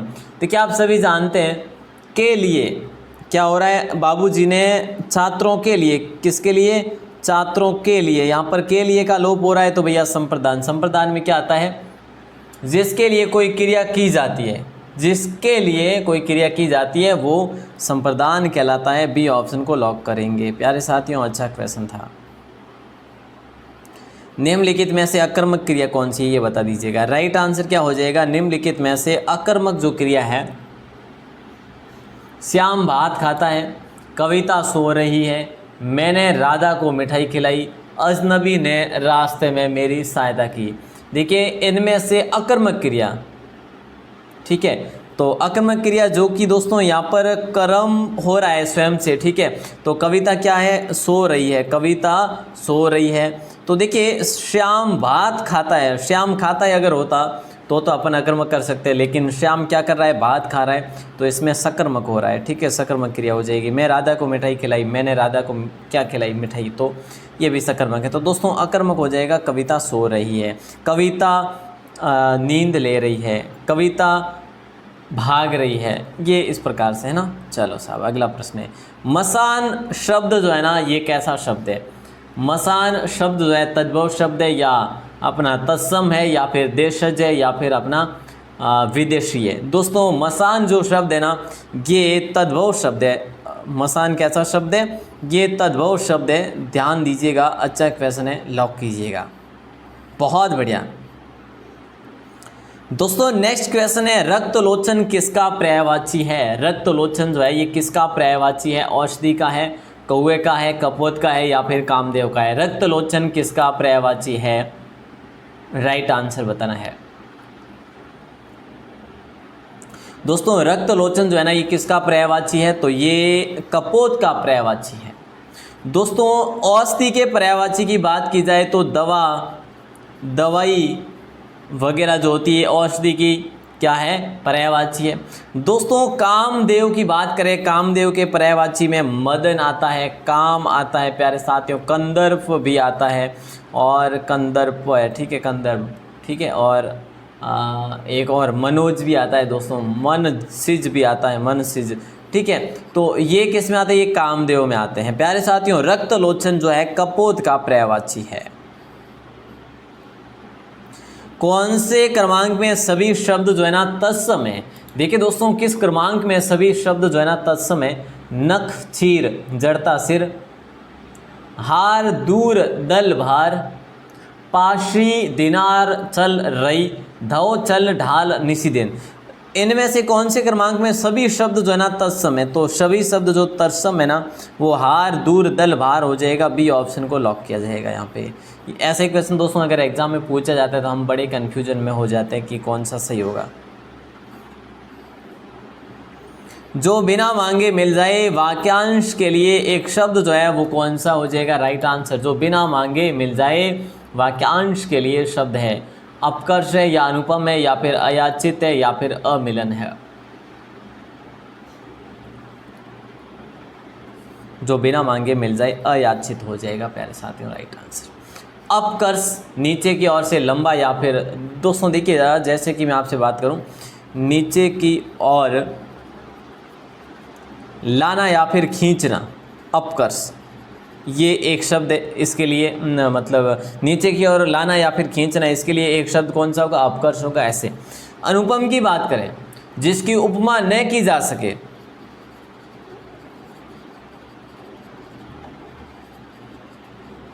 ठीक है, तो अनुपम हो जाएगा, और बिना मांगे मिल जाए वो अयाचित हो जाएगा। बोले सर नेक्स्ट क्वेश्चन बता दीजिएगा। ये लीजिएगा आपका अगला प्रश्न है, जूं के डर से गूदड़ी नहीं छोड़ी जाती, मुहावरे का अर्थ क्या है। दोस्तों जो माथे की जो जूं होती है ना उसके डर से गूदड़ी नहीं छोड़ी जाती, गूदड़ी मतलब बिस्तर नहीं छोड़े जाते, तो मुहावरे का अर्थ क्या है। इसकी कोई व्याख्या नहीं होती प्यारे दोस्तों, ये हमें पढ़ने होते हैं, ठीक है। छोटी चीज़ से डरना या छोटी बाधा से लक्ष्य नहीं त्यागा जाता, एक बाधा यहाँ पे दो बाधा नहीं है, छोटी सी समस्या को भगाना या उपरोक्त सभी। जूं के डर से गूदड़ी नहीं छोड़ी जाती, छोटी सी बाधा से लक्ष्य नहीं त्यागा जाता, राइट आंसर बी ऑप्शन हो जाएगा। बोले सर सारे बी ही है क्या, वो हमें क्या करना, वो तो हमें तो हमारे ही क्वेश्चन देखने हैं। नंबर 36 क्वेश्चन आपकी स्क्रीन पे, राइट आंसर क्या ही हो जाएगा। अनेकार्थक में कौन सा युग्म असत्य है। प्यारे साथियों राइट आंसर जो होगा ना वो क्या हो जाएगा, अनेकार्थक में कौन सा युग्म असत्य है। अंतर मध्य, देखिए अनेकार्थक में कौन सा युग्म असत्य है। अंतर मध्य, अंतर का मध्य, अंतर ध्यान, फर्क, रुकावट, अवसर, ये असत्य है। या अनल का जीव, पिट्ठ, वायु, अग्नि, पाचन शक्ति, ये होगा। या फिर अनंत का शेष नाग, मोक्ष से अपार है, आकाश असीम, या सिरा का तत्व, निष्कर्ष, रस, लाभ। तो दोस्तों यहाँ पे जो ये सिरा है ना ये असत्य है, क्योंकि तत्व, निष्कर्ष, रस, लाभ जो है ना ये तो सार के होते हैं। किसके होते हैं, सार के अनेकार्थक होते हैं सारे। ये जो 5 4 है ना तत्व, निष्कर्ष, रस, लाभ, ये सार के अनेकार्थक हैं। और प्यारे साथियों, सिरा के अनेकार्थ क्या होता है पता है? छोटी, जैसे कि अंत, जैसे कि समाप्ति, ये इसके अनेकार्थक शब्द है। ध्यान रखिए। नंबर 36 भी आपका कंप्लीट हो गया। नेक्स्ट क्वेश्चन है 37 नंबर। भंवर, समूह, षड्यंत्र किसके अनेकार्थक शब्द है? दोस्तों यहाँ पर अनेकार्थक शब्द के बारे में पूछा जा रहा है, तो राइट आंसर जल्दी से बता दीजिएगा। देखिए, चक्र होगा, चौकी होगा, या फिर चाप होगा, या उपरोक्त सभी। तो चक्र हो जाएगा। राइट आंसर क्या हो जाएगा? भंवर, समूह या षड्यंत्र। और इसके साथ साथ मैं आपसे बात करूं दोस्तों, जैसे चाक हो जाता है, जैसे पहिया, जैसे कि चक्कर हो गया, घेरा हो गया, ऐसे जो है ना, ये जैसे मंडल को भी आप लिख सकते हैं। तो ये इसके अनेकार्थक शब्द है। ठीक है ना? अच्छा क्वेश्चन है, लॉक कीजिएगा। Number 38 question. निम्न शब्द युग में असत्य जो है ना वो कौन सा है? निम्न शब्द युग में असत्य जो है ना, तरुणी युवती देर का है, तरणी नाव देर का है, उभय उगना देर का है, अवन रक्षण देर का है। दोस्तों उभय का असत्य जो है ना वो है उभय। उभय का उगना नहीं होता, उभय का दोनों हो जाएगा। क्या हो जाएगा? दोनों। ठीक है। तरुणी का युवती, तरणी का जो है शब्द युग में पूछा जा रहा है, तो तरणी का नाव होगा, तरुणी का युवती होगा, उभय का दोनों, अवन का रक्षण। तो ध्यान रखियो, सी ऑप्शन लॉक हो जाएगा। लेकिन यहाँ पर अपन ने अगर दोनों लिखा तो फिर है जो, ध्यान रखियो। मोनिका जो है ये लिख कर ही उठेगी, मोनिका लिख कर ही उठेगी। इसमें विधेय कौन सा है दोस्तों?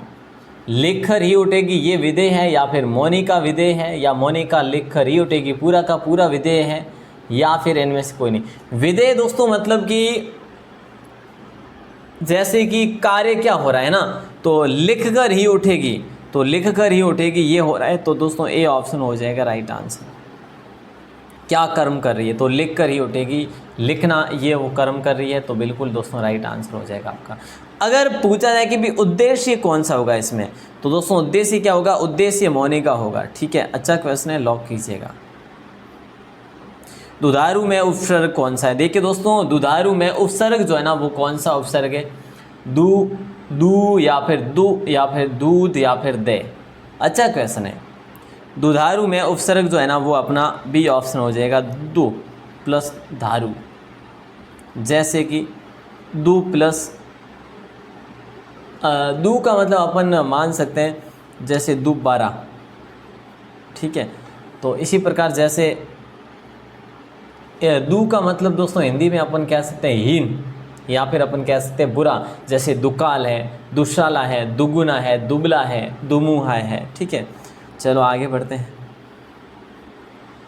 किस शब्द में उपसर्ग का प्रयोग नहीं किया गया? दोस्तों देखिएगा, कौन से शब्द में उपसर्ग का प्रयोग नहीं किया गया, ये आपसे प्रश्न किया जा रहा है। किस शब्द में उपसर्ग का प्रयोग नहीं किया गया? अविराम, अच्छाई, अत्युत्तम, या फिर अनुच्छेद। किस शब्द में उपसर्ग का प्रयोग नहीं किया गया? तो अच्छाई में उपसर्ग का प्रयोग नहीं किया गया, बाकी सभी में अविराम, अति उत्तम, अन प्लस उच्छेद। ठीक है, तो अच्छाई में नहीं है प्यारे दोस्तों उपसर्ग का प्रयोग। नेक्स्ट क्वेश्चन नंबर 42 ये पूछा जा रहा है आपसे पूछा जा रहा है कि व्यवस्था का संधि विच्छेद होगा, क्या हो जाएगा? व्यवस्था का संधि विच्छेद जो होगा ना, वी प्लस अवस्था होगा, या फिर यव प्लस अवस्था होगा, या व प्लस अवस्था, या वी प्लस अवस्था। देखिए दोस्तों, ये संधि जो है ना, व्यवस्था में संधि जो होगी वो कौन सी हो जाएगी? वो तो अपन विच्छेद करेंगे तभी पता चलेगा। वी प्लस अवस्था मतलब कि आपकी इसमें संधि हो रही है यण संधि। कौन सी संधि हो रही है? बोले सर यण संधि हो रही है। क्वेश्चन बड़ा लाजवाब है, डी ऑप्शन को लॉक करेंगे हम सभी भाई बहन मिलके। अच्छा अगला है नंबर 43। प्रतिष्ठा में कौन सी संधि है? दोस्तों ये बता दीजिएगा, प्रतिष्ठा में कौन सी संधि है? स्वर संधि, विसर्ग संधि, या व्यंजन संधि, या फिर इनमें से कोई नहीं। प्रतिष्ठा में कौन सी संधि है, यही तो क्वेश्चन पूछा जा रहा है। राइट आंसर जो होगा वो हो जाएगा, देखिए प्रति प्लस स्था। ठीक है, तो इसमें व्यंजन संधि हो जाएगा प्यारे दोस्तों। सी ऑप्शन जो भी भाई ने बता रहे हैं उन सभी का राइट हो जाएगा। नंबर 44, बेदाग में समास कौन सा है? बेदाग में समास कौन सा है? बिना दाग के बिना दाग के। अवयवी होगा, कर्मधारय होगा, या बहुब्रीहि होगा, या तत्पुरुष। देखिए दोस्तों, बेदाग मैंने आपको कई बार बताया होगा दोस्तों। जैसे कि हम बात करते हैं अवयवी भाव समास की, यहाँ पे राइट आंसर भी आपका यही होगा। और अवयवी भाव में दोस्तों जो शब्द आते हैं, जैसे कि पद आते हैं, मैं आपसे बात करूँ जब विग्रह करने पर, आ, हर, बे, नी और प्रति। जैसे कि बेदाग, तो बे ये देख लीजिएगा ये आ रहा है, ठीक है। तो दोस्तों जहाँ तक की बात करें, ऐसे अगर वर्ड आए तो आप समझ जाइएगा कि अवयवी भाव है, ठीक है, ध्यान रखिए। अगला प्रश्न नंबर 45 आपकी स्क्रीन पे भाववाचक संज्ञा पूछा जा रहा है। देखिए दोस्तों, भाववाचक संज्ञा जो है ना, इनमें से कौन सी है? सुंदर है, स्वास्थ्य है, उत्तम है, या फिर उपरोक्त सभी है। भाव किस में दिखाई दे रहा है दोस्तों? तो भाववाचक जो संज्ञा है ना, वो स्वास्थ्य हो जाएगा, ठीक है। क्या हो जाएगा? स्वास्थ्य हो जाएगा। और उत्तम, जैसे कि इसे आप गुणवाचक कह सकते हैं प्यारे साथियों, ठीक है। स्वास्थ्य अपना राइट आंसर हो जाएगा, बी ऑप्शन अच्छा क्वेश्चन था। और नंबर 46 क्वेश्चन आपकी स्क्रीन पे है, जल्दी से जवाब दे दीजिएगा। दोस्तों देखिएगा, किस क्रम में प्रेरणार्थक क्रिया है? इनमें से कौन से क्रम में प्रेरणार्थक क्रिया है? अध्यापक ने छात्रों से पुस्तक पढ़वाई, रमेश सो चुका है, उसने पढ़कर भोजन किया, सीता नृत्य करती है। किस क्रम में प्रेरणार्थक है? मतलब जहाँ पर जिस वाक्य में उसे प्रेरणा मिल रही है, प्रेरणा का भाव उत्पन्न हो रहा है। तो अध्यापक ने छात्रों से पुस्तक पढ़वाई, तो इससे क्या हो रहा है? अध्यापक ने प्रेरणा के साथ उससे पुस्तक पढ़ाई। तो दोस्तों राइट आंसर ये ऑप्शन हो जाएगा। आसान सा क्वेश्चन है, बहुत अच्छा क्वेश्चन है ये। नंबर 47 है, पुस्तकालय में पुस्तकें हैं, कौन सा कारक है दोस्तों? ये बता दीजिएगा। राइट आंसर क्या होगा? पुस्तकालय में पुस्तकें हैं, कौन सा कारक है? संबंध कारक है, या संबोधन कारक है, या अधिकरण कारक है, या फिर कर्ता? देखिए पुस्तकालय में, और दोस्तों मैंने आपको कई बार बताया, में और पर ये दोनों पद जो आते हैं ना, ये किस में आते हैं? ये अधिकरण में आते हैं। और अधिकरण को हम कैसे पढ़ते हैं? में पर, ठीक है। तो राइट आंसर अपना हो जाएगा सी ऑप्शन। अच्छा क्वेश्चन था, लॉक कीजिएगा और आगे बढ़ते हैं और अगले प्रश्न को देखते हैं। आइएगा नंबर 48 क्वेश्चन, अपादान के लिए सही क्रमांक कौन सा है? देखिए दोस्तों, अपादान के लिए सही क्रमांक जो है ना, वो कौन सा है? बहू सास के साथ जाती है, सास बहू से काम कराती है, बहू सास से सामान लेती है, और सास बहू से बात करती है। देखिए यहाँ पे अपादान के लिए सही क्रमांक, अपादान का वैसे पद जो है वो कौन सा है? से, मतलब कि पत्ता टहनी से टूटा, मतलब कि क्या हो रहा है? अलग हो रहा है। तो ये से जो है ना, ये यहाँ पर क्या काम कर रहा है? अलग होने का काम कर रहा है, अलग करने का कार्य करता है से। और ये से किसके लिए? अपादान का है ये से। तो दोस्तों अब इसमें अलग होने का क्या हो रहा है? बहू सास के साथ जाती है, सास बहू से काम कराती है, बहू सास से सामान लेती है, और सास बहू से बात करती है। तो दोस्तों बहू जो है सास से सामान लेती है, तो राइट आंसर सी ऑप्शन हो जाएगा। मतलब सामान जो है ना, वो क्या हो रहा है? अलग हो रहा है, सास से बहू तक आ रहा है। तो ये क्वेश्चन भी अच्छा था, लॉक कीजिएगा सी ऑप्शन के साथ। अब मैं आपको ले चलूँ अगला 49 क्वेश्चन, निम्न में से अशुद्ध शब्द जो है वो कौन सा है? दोस्तों जल्दी बताइएगा, निम्न में से अशुद्ध शब्द जो है ना वो कौन सा है? उम्मीद है, आशा है कि आप सभी इसका आंसर सही से बताएंगे। जी विशा जो है ना, ये बिल्कुल सही है। जी विशा ये सही है। मालकिन भी सही है, मालकिन भी सही है, अभीष्ट भी सही है। तो गलत जो है, जो वो सी ऑप्शन है, वर्णिक होगा मेरे प्यारे साथियों, नी आएगा यहाँ पे, नी नहीं। जबकि देखिए दोस्तों, नेक्स्ट सेक्शन कौन सा है अपना? टीचिंग एप्टीट्यूड है, मतलब कि शिक्षण अभिरुचि। अब ये शिक्षण अभिरुचि में दोस्तों मैं आपको पहला क्वेश्चन दे रहा हूँ। उससे पहले थोड़ी सी ये भी बात कर लेते हैं अपन कि 4 ऑप्शन दिए होते हैं, उनमें से बेस्ट जो उसका रिजल्ट आता है, उसमें जो भी दोस्तों बेस्ट जो ऑप्शन दिखता है आपको, वो है जो पॉजिटिव। जैसे कि पॉजिटिव के रूप में जो बेस्ट दिखे, वो आपका लगभग पूरे के पूरे दोस्तों वो आपको पूरे नंबर दिलवाएगा, ठीक है। जैसे कि एक क्वेश्चन 2 नंबर का है, तो 2 क्या 3 नंबर का है तो 3 नंबर पूरे दिलवाएगा। उसके बाद जैसे कि एक क्वेश्चन जैसे वो उससे कम वाला ऑप्शन वाला है, ठीक है, उससे कम ऑप्शन वाला अगर आप चुनते हैं तो उसमें 3 नंबर, उससे कम वाला ऑप्शन चुनते हैं तो 2 नंबर, और बिल्कुल गलत चुनते हैं तो आपको 0 नंबर। इस प्रकार से, ठीक है। तो आज का पहला प्रश्न आपकी स्क्रीन पे दोस्तों, जल्दी से जवाब दीजिएगा, फिर आज की क्लास को सुपर फास्ट करते हैं। आइएगा, छात्रों को मूल्यों की शिक्षा देना आवश्यक है क्योंकि इससे उसका बौद्धिक विकास बढ़ेगा। यह भी एक शिक्षा है। उसमें सद्गुणों के प्रति आस्था और सजगता बढ़ेगी। माता पिता प्रश्न होंगे। बोलेंगे सर ये तो सभी एक जैसा ही, अगर हम करें तो ये सारे के सारे सही है, गलत तो एक भी नहीं है। बिल्कुल गलत एक भी नहीं है, लेकिन हमें यहाँ से बेस्ट को निकालना है। बेस्ट ऑप्शन है मेरे दोस्तों सी ऑप्शन। कैसे कि उसमें सद्गुणों के प्रति आस्था और सजगता बढ़ेगी। क्या सद्गुणों के प्रति, देखिए छात्रों को मूल्यों की शिक्षा देना। मूल्यों की मतलब कि जैसे कि व्यवहारिक मूल्य हो गए, जैसे कि सद्गुण के मूल्य हो गए, तो इससे क्या होगा, उसकी सजगता बढ़ेगी सद्गुणों के प्रति।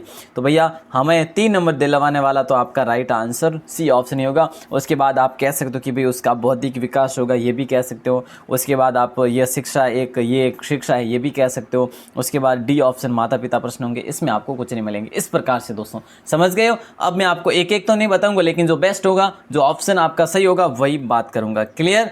शिक्षक को अपनी विषय वस्तु में निरंतर नए ज्ञान का समावेश करते रहना चाहिए, जिससे दोस्तों छात्र कक्षा में शांत रह सके, या वह छात्रों को नवीनतम ज्ञान दे सके, या फिर छात्र शिक्षक की योग्यता का लोहा माने, या फिर अध्यापक का ज्ञान बढ़ सके। दोस्तों यहाँ पर तो एक चीज़ तो क्लियर हो ही जाती कि हमें मन लगा के प्रश्न को पढ़ना जरूरी है। अगर प्रश्न ध्यानपूर्वक नहीं पढ़ा ना तो अपन गलत करेंगे से, और प्रश्न को ध्यानपूर्वक पढ़ना पड़ेगा। शिक्षक को अपनी विषय वस्तु में निरंतर नए ज्ञान का समावेश करते रहना चाहिए, जिससे कि क्या हो जाएगा, वह छात्रों को नवीनतम ज्ञान भी दे सके। बिल्कुल मेरे दोस्तों बी ऑप्शन, निरंतर ज्ञान का समावेश करते रहेंगे तो नवीनतम ज्ञान भी छात्रों को देते रहेंगे। क्लियर है, बी ऑप्शन लॉक हो जाएगा। आपके कितने प्रश्न सही होते हैं ये भी आपको काउंट करने हैं, लास्ट में मुझे बताने बाहर आके कि सर मैंने इतने सही किए हैं। नंबर 3 आपकी स्क्रीन पे क्या हो जाएगा राइट आंसर। छात्रों में श्रम के महत्व के विकास हेतु शिक्षक को स्वयं श्रम करना चाहिए। मतलब कि छात्रों में श्रम के महत्व के विकास हेतु, दोस्तों क्वेश्चन बिल्कुल लल्लू पल्लू भी नहीं है, यहाँ पर मोस्ट क्वेश्चन है जो कि हर कोई कर भी ना सके, और अगर करे भी तो भाई सोचने को मजबूर कर ले, है ना। तो छात्रों में श्रम के महत्व के विकास हेतु शिक्षक को स्वयं श्रम करना चाहिए। छात्रों को श्रमजीवी लोगों के उदाहरण देना चाहिए। छात्रों को समय समय पर श्रम करने का अवसर देना चाहिए, और श्रम के महत्व पर भाषण देना चाहिए। भाषण से काम नहीं चलेगा साहब, यहाँ पे छात्रों को समय समय पर श्रम करने का अवसर देना चाहिए। तो भैया सी ऑप्शन। अध्यापक तो देखिए, अध्यापक तो कब कब करता रहेगा श्रम, लेकिन यहाँ पे छात्रों को अगर समय समय पर श्रम करने का अवसर देंगे तो भैया वो बिल्कुल उसका जो है ना श्रम का महत्व में विकास जरूरी होगा। नंबर 4 क्वेश्चन आपकी स्क्रीन पे। कोई भी देश तभी बड़ा माना जाएगा जब दूसरे देशों की अपेक्षा उसके पास अधिक शक्ति हो, देश के अधिक से अधिक लोग राष्ट्रवादी हो और शिक्षित हो, धार्मिक कट्टरता हो, और उस देश में नए नए आविष्कार होते रहे। देखिए दोस्तों ये क्वेश्चन भी बड़ा इंपॉर्टेंट है। क्या है कि देखिए देश पर भी आपके लिए सवाल बन रहा है ना। तो बी ऑप्शन हो जाएगा। देश के अधिक से अधिक लोग राष्ट्रवादी और शिक्षित हो, जितने शिक्षित होंगे तो भैया हमारे फील्ड का क्वेश्चन आ रहा है तो हम गलत नहीं कर सकते हैं कि नहीं। हम शिक्षक बनने जा रहे हैं तो हम गलत नहीं करेंगे। जब आप कार्य आरंभ करते हैं तो किस विषय पर अधिक जो है विचार करते हैं, दोस्तों ये आपको बताना है। जब आप कोई भी कार्य आरंभ करते हैं, आपसे पूछ रहे हैं मेरे दोस्तों, आपसे, जी बिल्कुल है ना, ये एग्जामिनर आपसे पूछ रहा है, टीचर से पूछ रहा है कि आप अगर कार्य आरंभ करते तो किस विषय पर अधिक सोचते हैं, तो वही राइट आंसर हो जाएगा। कार्य में लगने वाले समय एवं योजना पर बिल्कुल नहीं। कार्य की सरलता और असफलता बिल्कुल नहीं, ऐसे तो अपने दिमाग में नहीं आ सकते असफलता और सरलता। हम तो कठिनाइयों का सामना करते हैं और सफलता को लेते हैं भैया। ये क्या बात होगी, है कि नहीं। ये सभी भी नहीं होगा। केवल और केवल कार्य की प्रकृति एवं योजना पर फोकस करेंगे और कार्य को करेंगे तभी जो है उसका समय, योजना, सरलता और असफलता तो होगी नहीं, सफलता ये सब कुछ मिल ही जाएगा। क्लियर। चलिए अगला प्रश्न। सच्चे मार्ग पर चलने के लिए आप किन किन लोगों का अनुसरण करते हैं। देखिए दोस्तों आपसे पूछा जा रहा, आप टीचर है और आप भारत का भविष्य बनने जा रहे हैं, तो भैया किन लोगों का आप अनुसरण करते हैं अगर आप एक आदर्श मार्ग पर चलते हैं तो, है ना। तो देश के नेताओं का, अरे साहब बिल्कुल नहीं कर सकते देश के नेताओं का, है ना। चलिए बोले सर सभी अच्छे व्यक्तियों का, महापुरुषों के आदेशों का, या देश के शिक्षाविदों का। भाई यहाँ पे महापुरुष भी आ जाते हैं। अगर नेता कोई बेस्ट है और अच्छा है, अच्छे सद्गुणों वाला है, तो भैया ईमानदार है, नेक है, तो उसमें सभी अच्छे व्यक्तियों में तो सब आ सकते हैं भाई, है कि नहीं। तो बी ऑप्शन को लॉक करेंगे हर भाई हर बहन। मोस्ट क्वेश्चन था। आगे बढ़ेंगे और अगले प्रश्न को देखेंगे। जी हाँ, सभी शेष श्रेणियाँ जो है ध्यान से पढ़ेंगे। यदि आपको प्रशिक्षण हेतु भेजा जाए तो भैया वहाँ आप क्या करेंगे बताओ। यदि आपको प्रशिक्षण हेतु भेजा जाए, जैसे आपका क्लियर हो गया, आपने रीट एग्जाम दे दिया, बीएससी के बाद में रीट होगा, रीट का एग्जाम दिया और उसके बाद आपको प्रशिक्षण के लिए भेजा गया है, और आप क्या करेंगे, अपने अनुभव वहाँ के शिक्षकों को देंगे, या फिर शिक्षकों से केवल प्रश्न पूछेंगे, या शिक्षण की नई नई विद्या सीखेंगे, या फिर उपरोक्त में से कोई नहीं। तो भाई अपने अनुभव इतने हुए नहीं, अगर है भी तो शिक्षकों को क्या देंगे, अभी तो अपना इतना हुआ भी नहीं है। ठीक है, शिक्षकों से केवल प्रश्न पूछेंगे नहीं साहब, शिक्षण की नई नई विद्या सीखेंगे और उस विधि के अकॉर्डिंग जो है अपन टाबरों को पढ़ेंगे। क्लियर सी बात है नहीं। हाँ साहब, आगे बढ़ते हैं और अगले प्रश्न को देखते हैं। बच्चों को कहानी सुनाकर पढ़ाना चाहिए, आपका विचार है कि बच्चों को कहानी सुनाकर भी पढ़ाना चाहिए, आपका विचार क्या है ये बताना है आपको। राइट आंसर क्या हो जाएगा। कहानी बच्चों के मस्तिष्क को केंद्रित करती है, कहानी से शिक्षण कार्य नियंत्रित और ए और ब दोनों, या फिर कहानी विषय को रोचक बनाती है। प्यारे दोस्तों, एक चीज़ क्लियर कर लेना, सब कुछ आप सही मान सकते हैं यहाँ पे, क्योंकि यहाँ पर कोई इतना गलत भी नहीं है, सब कुछ सही मान सकते हैं। लेकिन कहानी बच्चों के मस्तिष्क को जितना केंद्रित करती है ना, जितना ए ऑप्शन आपका 3 नंबर का होगा ना, इतने ये नहीं होंगे दोस्तों। ठीक है, कहानी से शिक्षण कार्य नियंत्रण होता है बिल्कुल, लेकिन इसमें इतने आपको नंबर नहीं मिलेंगे। कहानी विषय को रोचक बनाती है, विषय को रोचक, पूरे विषय को अपन तो दोस्तों कोई बच्चों को पढ़ा रहे एक दिन में, तो पूरा विषय कहीं ना कहीं है जो वो अगले दिन भी विषय हो जाता है। तो दोस्तों कहानी बच्चों के मस्तिष्क को केंद्र करती है, इसीलिए जो है अपन लॉक करेंगे ए ऑप्शन को। अगला प्रश्न, जिन छात्रों के माँ बाप नहीं है तो आप माँ बाप की तरह उनको प्यार देंगे या उन्हें सहानुभूति देकर प्रश्न रखेंगे, उन्हें कक्षा में आगे बैठाएंगे या उपरोक्त में से कोई नहीं। भैया ये क्वेश्चन बड़ा लाजवाब है दोस्तों। देखिए यहाँ पर बड़ा अच्छा क्वेश्चन है। देखिए, जिन छात्रों के माँ बाप नहीं है तो आप माँ बाप की तरह उनको प्यार देंगे। अगर आप दे भी देंगे मेरे दोस्तों माँ बाप की तरह प्यार, लेकिन वो इतना हो नहीं सकता, क्योंकि ऑप्शन देखिए आगे के कि उन्हें सहानुभूति देकर प्रश्न रखेंगे। देखिए ऐसा भी नहीं है कि भी प्रश्न करेंगे एक बार कर देंगे, ऐसा भी नहीं है। प्रतिदिन जब तक वो कक्षा में आएगा उन्हें सहानुभूति देकर, मतलब कि सहानुभूति दी जाएगी उसे। ठीक है, उसको महसूस नहीं होने देंगे कि भाई माँ बाप नहीं है उसके, है ना। वो एक अध्यापक जो है वो माँ बाप की भूमिका निभा रहा, तो सहानुभूति देकर प्रश्न रखेंगे मेरे दोस्तों। बी ऑप्शन को लॉक करेंगे, कड़ाके वाला और आपको क्वेश्चन से मतलब कि नंबर से भरपूर करने वाला ये ऑप्शन है आपका सही। ठीक है, और बी ऑप्शन को लॉक करेंगे। अगला है, छात्रों को चरित्रवान एवं अनुशासित बनाने के लिए आप जो है ना क्या करेंगे बताओ। आप टीचर बनने वाले साहब, है ना। छात्रों को चरित्रवान एवं अनुशासित बनाने के लिए आप छात्रों को इसका प्रशिक्षण देंगे? बिल्कुल नहीं। उन्हें अच्छे कार्य के लिए प्रोत्साहित करेंगे? नहीं साहब। स्वयं चरित्रवान और अनुशासित होंगे, इनमें से कोई नहीं। देखिए दोस्तों, छात्रों को चरित्रवान एवं अनुशासित बनाने के लिए उससे पहले हम स्वयं को एक चरित्रवान, एक आदर्श, एक अनुशासित व्यक्ति बनना होगा, तभी, है ना। और बिल्कुल जो है मेरे दोस्तों सी ऑप्शन हो जाएगा। हर कोई जो है दोस्तों, देखिए वैसे जब अपन जो है ना, जैसे कि अब बात करें कि बाल्यावस्था हो गई या फिर किशोरावस्था हो गई, जब आप पद पर ग्रहण करेंगे तो पद की गरिमा होगी कुछ न कुछ, है कि नहीं। और पद की गरिमा होगी तो उस पद से आप जो है कितने लोगों का भविष्य सुधारेंगे। तो उसके लिए हमारा खुद का चरित्र जो है एक नेक होना चाहिए, अनुशासित होना चाहिए, तभी आप जो छात्र को चरित्रवान और अनुशासित बना सकते हैं, अन्यथा नहीं। अगर आप प्रोत्साहित भी करेंगे ना, लेकिन प्रोत्साहित जब तक आप चरित्रवान नहीं होंगे तब तक प्रोत्साहित भी करना व्यर्थ है। अगला प्रश्न नंबर 11 आपकी स्क्रीन पे है। शिक्षा के क्षेत्र में आरक्षण लागू होने से सामाजिक एकरूपता आती है। शिक्षा के क्षेत्र में आरक्षण लागू होने से, ये लो आपका आरक्षण का क्वेश्चन भी पूछ लिया है भाई साहब। सामाजिक एकरूपता आती है इसमें? कहाँ आती है साहब, सामाजिक एकरूपता तो आती नहीं है। सामाजिक रूप से पिछड़े व्यक्ति को सहायता मिलती है और शिक्षा में विसंगति आती है। क्वेश्चन अगर देखा जाए तो अपन यहाँ पर इस प्रश्न के हिसाब से तो अपन बी ऑप्शन को ही लॉक करेंगे वैसे, ठीक है। और वैसे व्यवहारिक जीवन में इसको ना उतारा जाए तो बेस्ट है कि नहीं। चलिए दोस्तों, तो यहाँ पे बी ऑप्शन को लॉक करेंगे फिलहाल। नेक्स्ट क्वेश्चन है, शिक्षण में हर व्यक्ति प्रवीण नहीं हो सकता, आप मानते हैं कि शिक्षण में हर व्यक्ति प्रवीण नहीं हो सकता, तो आप मानते हैं कि शिक्षण एक कला है, शिक्षण का क्षेत्र बहुत व्यापक है, शिक्षण अनुभव के द्वारा होता है, शिक्षण एक जटिल प्रक्रिया है।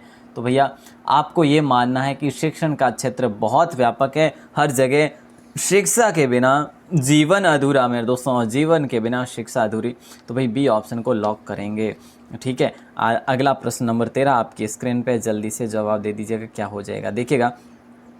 आप देश की दिशा बदलने में किसकी भूमिका को महत्वपूर्ण मानते हैं? राइट आंसर, आप देश की दिशा बदलने में किसकी भूमिका को महत्वपूर्ण मानते हैं?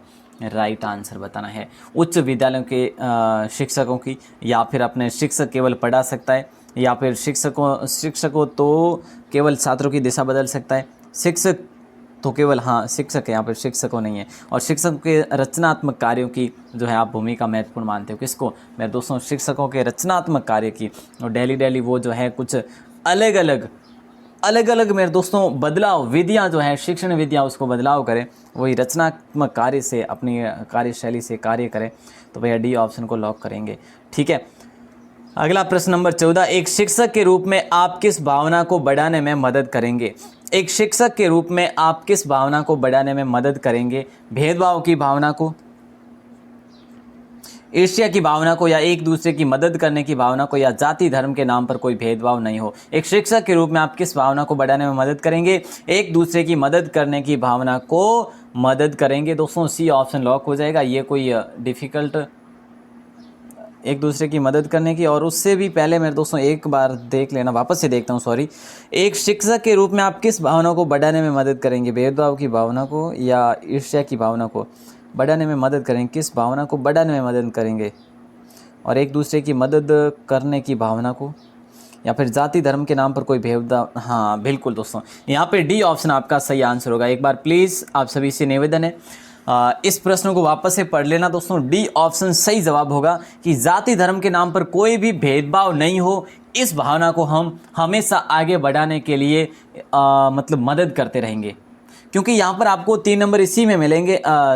एक दूसरे की मदद की भावना ये बाद में आ जाता है, क्योंकि अभी का ट्रेंडिंग हाल का ये है। डी ऑप्शन को लॉक करेंगे। ठीक है, चलिए सर आगे बढ़ते हैं और अगले प्रश्न को देखते हैं। वैसे उसमें आपको 2 नंबर, सी ऑप्शन किया ना, उसमें 2 नंबर तो मिल जाते, लेकिन 3 नंबर के लिए डी ऑप्शन करना पड़ेगा। क्लियर? आप शिक्षण व्यवसाय को क्यों अपनाना चाहते हैं? आत्मसंतुष्टि के लिए, अपने ज्ञान को बढ़ाने के लिए, छात्रों के साथ साथ नए अनुभव प्राप्त करने के लिए, सामाजिक प्रतिष्ठा के लिए आप शिक्षण व्यवसाय को क्यों अपनाना चाहते हैं? भाई मुझे एक बात बताओ, आप शिक्षक बनना चाहते हैं ना, आखिर क्यों बनना चाहते बताओ? माता पिता का कोई प्रेशर है क्या, या फिर किसी ने कहा, या फिर मैंने कहा, या फिर इसमें से जो ऑप्शन देगा आत्मसंतुष्टि के लिए, अपने ज्ञान को बढ़ाने के लिए, या फिर छात्रों के साथ नए नए अनुभव प्राप्त करने के लिए, सामाजिक प्रतिष्ठा? जिसके आधार पर दोस्तों ऑप्शन क्या देगा? ऑप्शन हजारों दे सकते हैं, यहाँ पे ऑप्शन 4 देंगे, लेकिन हजारों ऑप्शन नए नए भी आ सकते हैं। ठीक है, तो लॉक होगा अपना छात्रों के साथ नए नए अनुभव प्राप्त करने के लिए, हो जाएगा सी ऑप्शन। नेक्स्ट क्वेश्चन है कि अध्यापक का प्रमुख दायित्व जो कर्तव्य होता है वो क्या है? अध्यापक का जो एक कर्तव्य है वो क्या है? नियमित रूप से समय पर स्कूल जाना, स्कूल के कार्यों में सहयोग देना, नियमित रूप में कक्षा में पढ़ाना, और बच्चों के विकास पर समुचित ध्यान देना। दोस्तों अगर मैंने भी अगर जस्ट 12th करके, या फिर मैं भी अगर पहली बार इस क्वेश्चन को पढ़ता ना, तो भाई मुझे तो नहीं लगता कि इनमें से मैं कौन सा सही करूँ, किस में मुझे ज़्यादा नंबर आएंगे। प्यारे दोस्तों, ये एग्ज़ाम में पूछा गया प्रश्न है। क्लियर? ये पूछा गया प्रश्न है जिसमें डी ऑप्शन को सही माना गया है, एकदम 3 नंबर देने वाला। नियमित रूप से समय पर स्कूल जाना, ये भी सही है साहब। अगर नियमित नहीं जाएंगे टाबर भी नहीं आएंगे, नियमित हैं टाबरानो भी लागे लाके भी मार साहब भी को ना हो, तो मैं पचे जल्दी जानकारी करूँ ला, है कि नहीं? हाँ, तो अपने जो है बच्चों के विकास पर समुचित ध्यान देना बहुत बहुत ज़रूरी है साहब। आप अगर मार साहब बनोला तो क्लियर ना। चलिए अगला है, आपकी दृष्टि में अध्यापन व्यवसाय है, जो आप टीचर बनने जा रहे हैं भाई, भारत का भविष्य बनने जा रहे हैं, तो आपकी दृष्टि में अध्यापन क्या है? अध्यापन व्यवसाय है ट्यूशन के द्वारा भारी धन कमाने का व्यवसाय है, थोड़े वेतन में संतुष्ट जीवन जीने का व्यवसाय, जीवन पर्यंत पठन पाठन, या फिर ये सभी? आपकी दृष्टि में अध्यापन व्यवसाय है कैसा है? जीवन पर्यंत पठन पाठन। दोस्तों पठन पाठन होगा, ठीक है। जीवन पर्यंत पठन पाठन का एक व्यवसाय है। थोड़े के वेतन में संतुष्टि ये भी नहीं हो सकता। अभी देखिए, अगर आप मेहनत करेंगे तो मेहनत का फल आपको मिलेगा, सीधी सी बात है, कोई है जो ऐसा नहीं है। और ट्यूशन के द्वारा भारी धन कमाने का ऐसा तो अपना है ही नहीं कुछ, है ना। तो राइट आंसर सी ऑप्शन को लॉक करेंगे, उपरोक्त सभी नहीं करेंगे। प्यारे दोस्तों, राइट आंसर सी ऑप्शन हो जाएगा। आधुनिक भारतीय परिवार अपने बच्चों में जिस उद्देश्य की पूर्ति में असफल रहे हैं वह है। आधुनिक भारतीय परिवार अपने बच्चों में जिस उद्देश्य की पूर्ति में असफल रहे हैं वह है मनोरंजन संबंधी उद्देश्य, प्रेम और स्नेह संबंधी उद्देश्य, या सुरक्षा संबंधी उद्देश्य, या फिर शैक्षिक उद्देश्य। आधुनिक भारतीय परिवार अपने बच्चों में जिस उद्देश्य की पूर्ति में असफल रहे हैं वो है सुरक्षा संबंधी उद्देश्य। दोस्तों सी ऑप्शन को लॉक करेंगे। 3 या 4 वर्ष के बालक के लिए उचित दंड क्या हो सकता है? भाई साहब और जो भी बहनें हैं, आप बनने जा रहे हैं भावी शिक्षक, और 3 या 4 वर्ष के बालक के लिए उचित दंड हो सकता है क्या? उसे डंडे से भयभीत करना, या उसे उसकी माता की अपेक्षा का भय दिलाना, या उसे उसके पिता की अपेक्षा का भय, या फिर उसे कक्षा में खड़ा कर देना। दोस्तों यहाँ पर ये क्वेश्चन जो है ना बड़ा लाजवाब है। 3 या 4 वर्ष के बालक के लिए उचित दंड हो सकता है। दोस्तों उसका उचित दंड जो है ना, इस प्रश्न को दोस्तों सर्वाधिक जो माना जाएगा वो आपका बी ऑप्शन होगा, उसकी माता की अपेक्षा का भय। अगर वो 5 साल से कम है तो उसको कहीं ना कहीं वो माता के फेवर में रहा है और माता के पास में रहा है, अपनी माँ के पास, तो माँ का भय उसका ज़रूर से ज़रूर है, जो भय है जो रहेगा उसको, ठीक है। तो 3-4 साल के बच्चे को तो अपन ऐसे ही करेंगे। वैसे जो है आगे बढ़ेंगे और अगले प्रश्न को बी ऑप्शन को लॉक करेंगे। अगला प्रश्न है, प्रभावी शिक्षक की कौन सी बात छात्रों को अच्छी लगती है? आपको पता होना चाहिए कि एक प्रभावी शिक्षक प्रभावित कर सकता है पढ़ाने की शैली से। तो प्रभावी शिक्षक की कौन सी बात छात्र को अच्छी लगती है? उसका पहनावा, उसकी विद्वता, उसका पूरा व्यक्तित्व, उसकी बोली। तो भैया एक प्रभावी शिक्षक की कौन सी बात, अगर मैं ही मान लीजिएगा छात्र हूँ, आप लोग हैं टीचर, मतलब कि मैं आपको मतलब एक उदाहरण के रूप में, आप टीचर हैं और मैं छात्र हूँ, ठीक है। आपका पहनावा कोई मुझे प्रभावित नहीं कर सकता, हाँ प्रभावित कर सकता है, लेकिन आप शिक्षक है, ध्यान रखना, ठीक है, शिक्षक है। लेकिन संस्कृति की बात करें आज के तो भाई पहनावा सबसे बेस्ट है ना। भले हो कुछ भी कैसा भी हो, लेकिन पहनावा अगर अच्छा है तो भाई पूछो ही मत, है कि नहीं। चलो कोई बात नहीं, विद्वता भी वहाँ पर काम नहीं आएगी। वहाँ पर केवल और केवल मैं आपका देखूंगा व्यक्तित्व कि आपका व्यक्तित्व कैसा है, और सर हमें कितना जो है अपने व्यक्तित्व से प्रभावित करते हैं। जी बिल्कुल, अब सी ऑप्शन को लॉक करेंगे आप सभी। क्लियर ना? आगे बढ़ते हैं और अगले प्रश्न को देखते हैं। प्रभावी शिक्षक होने की बहुत कम संभावना किसकी है, ये बताना है। प्रभावी शिक्षक होने की बहुत कम संभावना किसकी है? वह जो हर समय अपनी विद्वता का बखान करे, वह जो नैतिक मूल्यों की शिक्षा देता है, वह जिसकी पढ़ाने में कोई रुचि नहीं। ए और सी दोनों। तो दोस्तों इसमें आपका राइट आंसर, शिक्षक होने की बहुत कम संभावना किसकी है? प्रभावी शिक्षक होने की बहुत कम संभावना किसकी है? वह जो नैतिक मूल्यों को की शिक्षा देता है और वह जिसकी पढ़ने में कोई रुचि नहीं है, पढ़ाने में रुचि नहीं है। तो ए और सी हो जाएगा राइट आंसर, ठीक है। लेकिन एक चीज़ और बता दो यहाँ पे, अगर उपरोक्त तीनों होते ना तो भी डी ऑप्शन सही आंसर होता, उपरोक्त सभी का ऑप्शन होता ना तो भी सही हो जाता। लेकिन यहाँ पर हमें ए और सी दे रखा है, तो भैया ए और सी को करेंगे अपन, ठीक है। अगला प्रश्न है नंबर 22 आपकी स्क्रीन पे है। शिक्षक छात्र के लिए पिता की स्थिति में होता है, या मित्र और हितैषी की स्थिति में होता है, या फिर माता की स्थिति में होता है, या फिर ये सभी? देखिए शिक्षक जो है ना एक छात्र के लिए मित्र और हितैषी की स्थिति में होता है। जब तक की बात की जाए कि भाई वो हर एक सवाल का आंसर जानना चाहे तो भाई वो मित्र की भांति वो, देखिए खेल में भी, कहीं में भी, श्रम में, खेल में, पढ़ाई में, हर जगह जो है वो मित्र और हितैषी की स्थिति में होना चाहिए। बी ऑप्शन को लॉक करेंगे। इतना भी नहीं कि आप टाबरों ने ज़्यादा से ज़्यादा धमकाओ, एडो भी नहीं करनो काम, और एडो काम भी नहीं करनो कि उन्होंने आप जो डेली मारता रहो, नहीं साहब एडो काम नहीं करनो। टीचर बनोला तो ईमानदार और बढ़िया ढंग में नहीं। और दूसरी बात है, आपने उन बच्चे हाथे मित्रता व्यवहार करना पड़ेगा और हितैषी के रूप में आपने उन स्थिति में रहना पड़ेगा। क्लियर? समझ गया वाला इन बात ने? ठीक है सर समझ गया मैं लोग। आप आगे बताओ। अगला क्वेश्चन है 23 नंबर कि शिक्षक का वह गुण जो उसे अन्य व्यवसायियों से अलग करता है। शिक्षक का वह गुण जो उसे अन्य व्यवसायियों से अलग करता है। हाँ, शिक्षा व्यवसाय है, बिल्कुल है, लेकिन यहाँ पर क्या है, कर्मठता नहीं होगा, भाषण देने में निपुणता नहीं होगा, अध्ययनशीलता दोस्तों ये यहाँ पर एक अलग कर देता है। राइट आंसर हो जाएगा आपका। मोस्ट क्वेश्चन है दोस्तों, लॉक कर देना, अच्छा सा क्वेश्चन है। अगला प्रश्न है, आपके विचार में शिक्षा का उद्देश्य क्या है? आप क्यों करते हैं शिक्षा, आप क्यों पढ़ते हैं, ये बताओ मुझे। ये आप बालक में आत्मविश्वास पैदा करते हैं, करना ही उद्देश्य है, या फिर देखिए आप क्यों करते हैं, आपका कहने का मतलब ये है कि आप टीचर बनेंगे, और टीचर बनेंगे उस जीवन में आपका शिक्षा का उद्देश्य क्या होगा? बालक को ज्ञान देना, बालक को बुराइयों से बचाना, या बालक में आत्मविश्वास पैदा करना? तो भैया राइट आंसर क्या हो जाएगा? देखिए, आपके विचार में शिक्षा का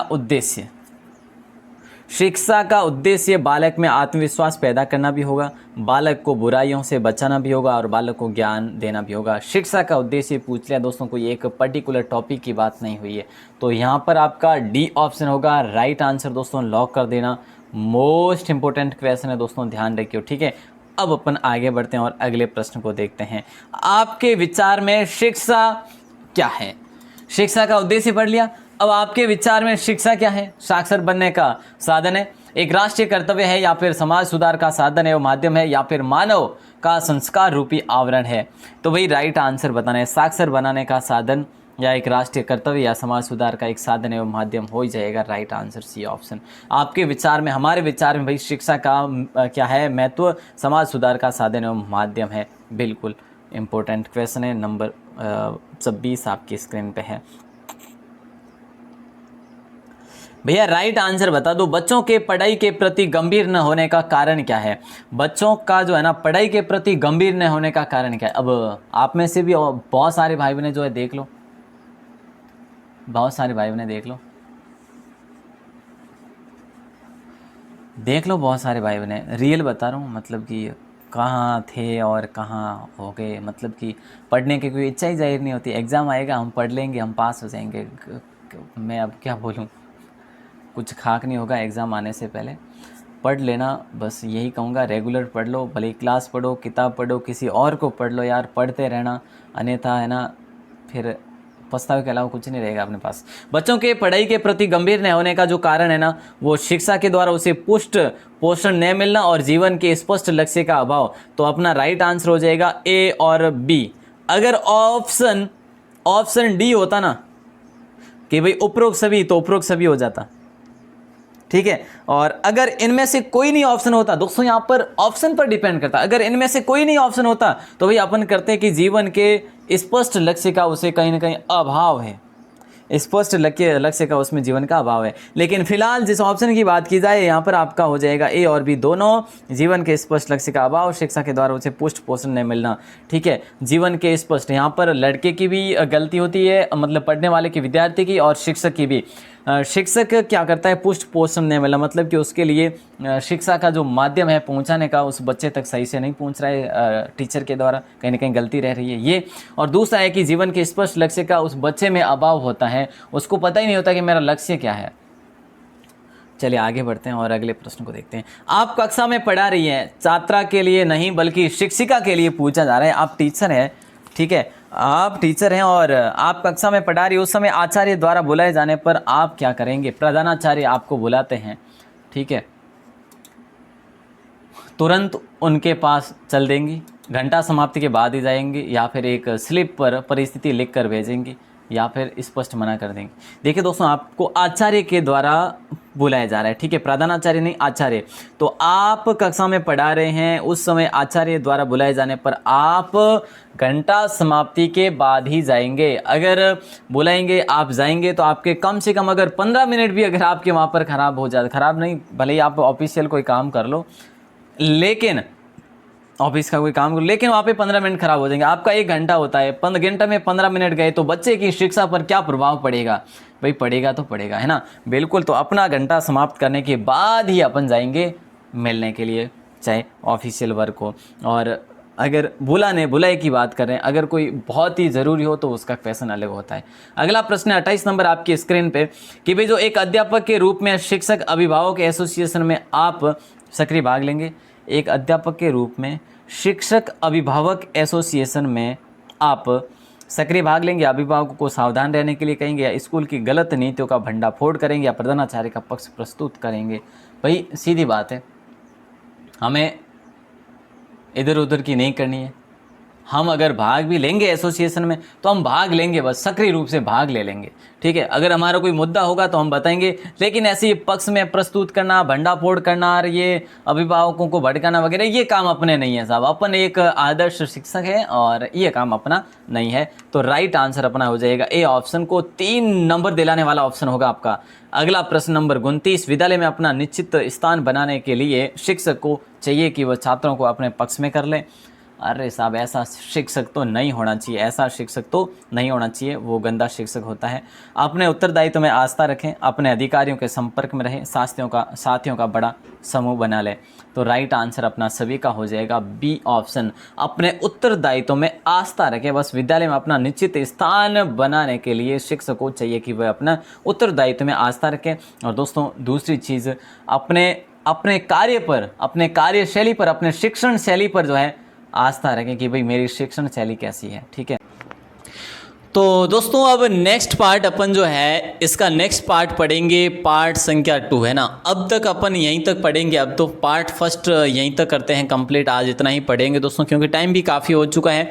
और आप सभी का धन्यवाद मेरे प्यारे दोस्तों, आप लास्ट तक बने रहे हैं, उसके लिए आपका दिल से धन्यवाद, दिल से आभार। और दोस्तों नेक्स्ट जो सेक्शन रहेगा कौन सा रहेगा, रीजनिंग का रहेगा। और रीजनिंग पार्ट में अपने 50 क्वेश्चन रहने वाले दोस्तों। और ये पार्ट सेकंड में अपन पढ़ेंगे रीजनिंग के 50 क्वेश्चन और टीचिंग के 20 क्वेश्चन, ठीक है। और ये जो दोस्तों मुहिम चलाई मैंने आपके लिए, ये कैसा लगा आपको? अगर बढ़िया लगा हो तो कमेंट सेक्शन में हमें ज़रूर बताएं सर हाँ बेहतरीन लगा। और दोस्तों आज की इस क्लास को आपने लास्ट तक देखा है ना, उसके लिए मैं आपके प्यार से, आपके स्नेह से अभिभूत हूँ, आपके विश्वास से अभिभूत हूँ। और दोस्तों एक चीज़ और बता दूँ आपको, आप शेयर आपने अभी तक आज की क्लास को नहीं किया है तो भैया करना है, आपको शेयर करना है। और आपने अभी तक दोस्तों क्लास को लाइक नहीं किया है तो भैया लाइक करो। और आप अभी तक पहली बार हैं राजस्थान क्लासेस पर तो भैया सब्सक्राइब ज़रूर कर लेना, जिससे कि मुझे भी पता चले कि भाई हाँ आप भाई बने जो है राजस्थान क्लासेस की फैमिली है। तो दोस्तों आपको ये भी बताना है आपके कितने प्रश्न सही हुए हैं, है ना। काउंट तो आपने किए ही होंगे। तो दोस्तों इसका नेक्स्ट पार्ट जो आएगा अगली वीडियो में जल्दी कोशिश करूँगा। लेकिन दोस्तों ऐसी ही 3 घंटे में पूरी क्लास, पूरे पार्ट, चारों पार्ट जो आते हैं, चारों पार्ट अपन हल करेंगे, जल्दी ही करेंगे दोस्तों। अगली क्लास भी इसकी जल्दी आएगी, मतलब कि 1 से लेकर 200 क्वेश्चन तक पूरी क्लास भी इसकी जल्दी आएगी। और है ना, तो दोस्तों इसका पार्ट अपन 2 पढ़ने ही वाले हैं कुछ दिनों में। तो चलिए दोस्तों आप सभी का दिल से धन्यवाद, दिल से आभार। आपके कितने प्रश्न अब तक के लिए सही हुए वो ज़रूर बताएं। बहुत बहुत धन्यवाद।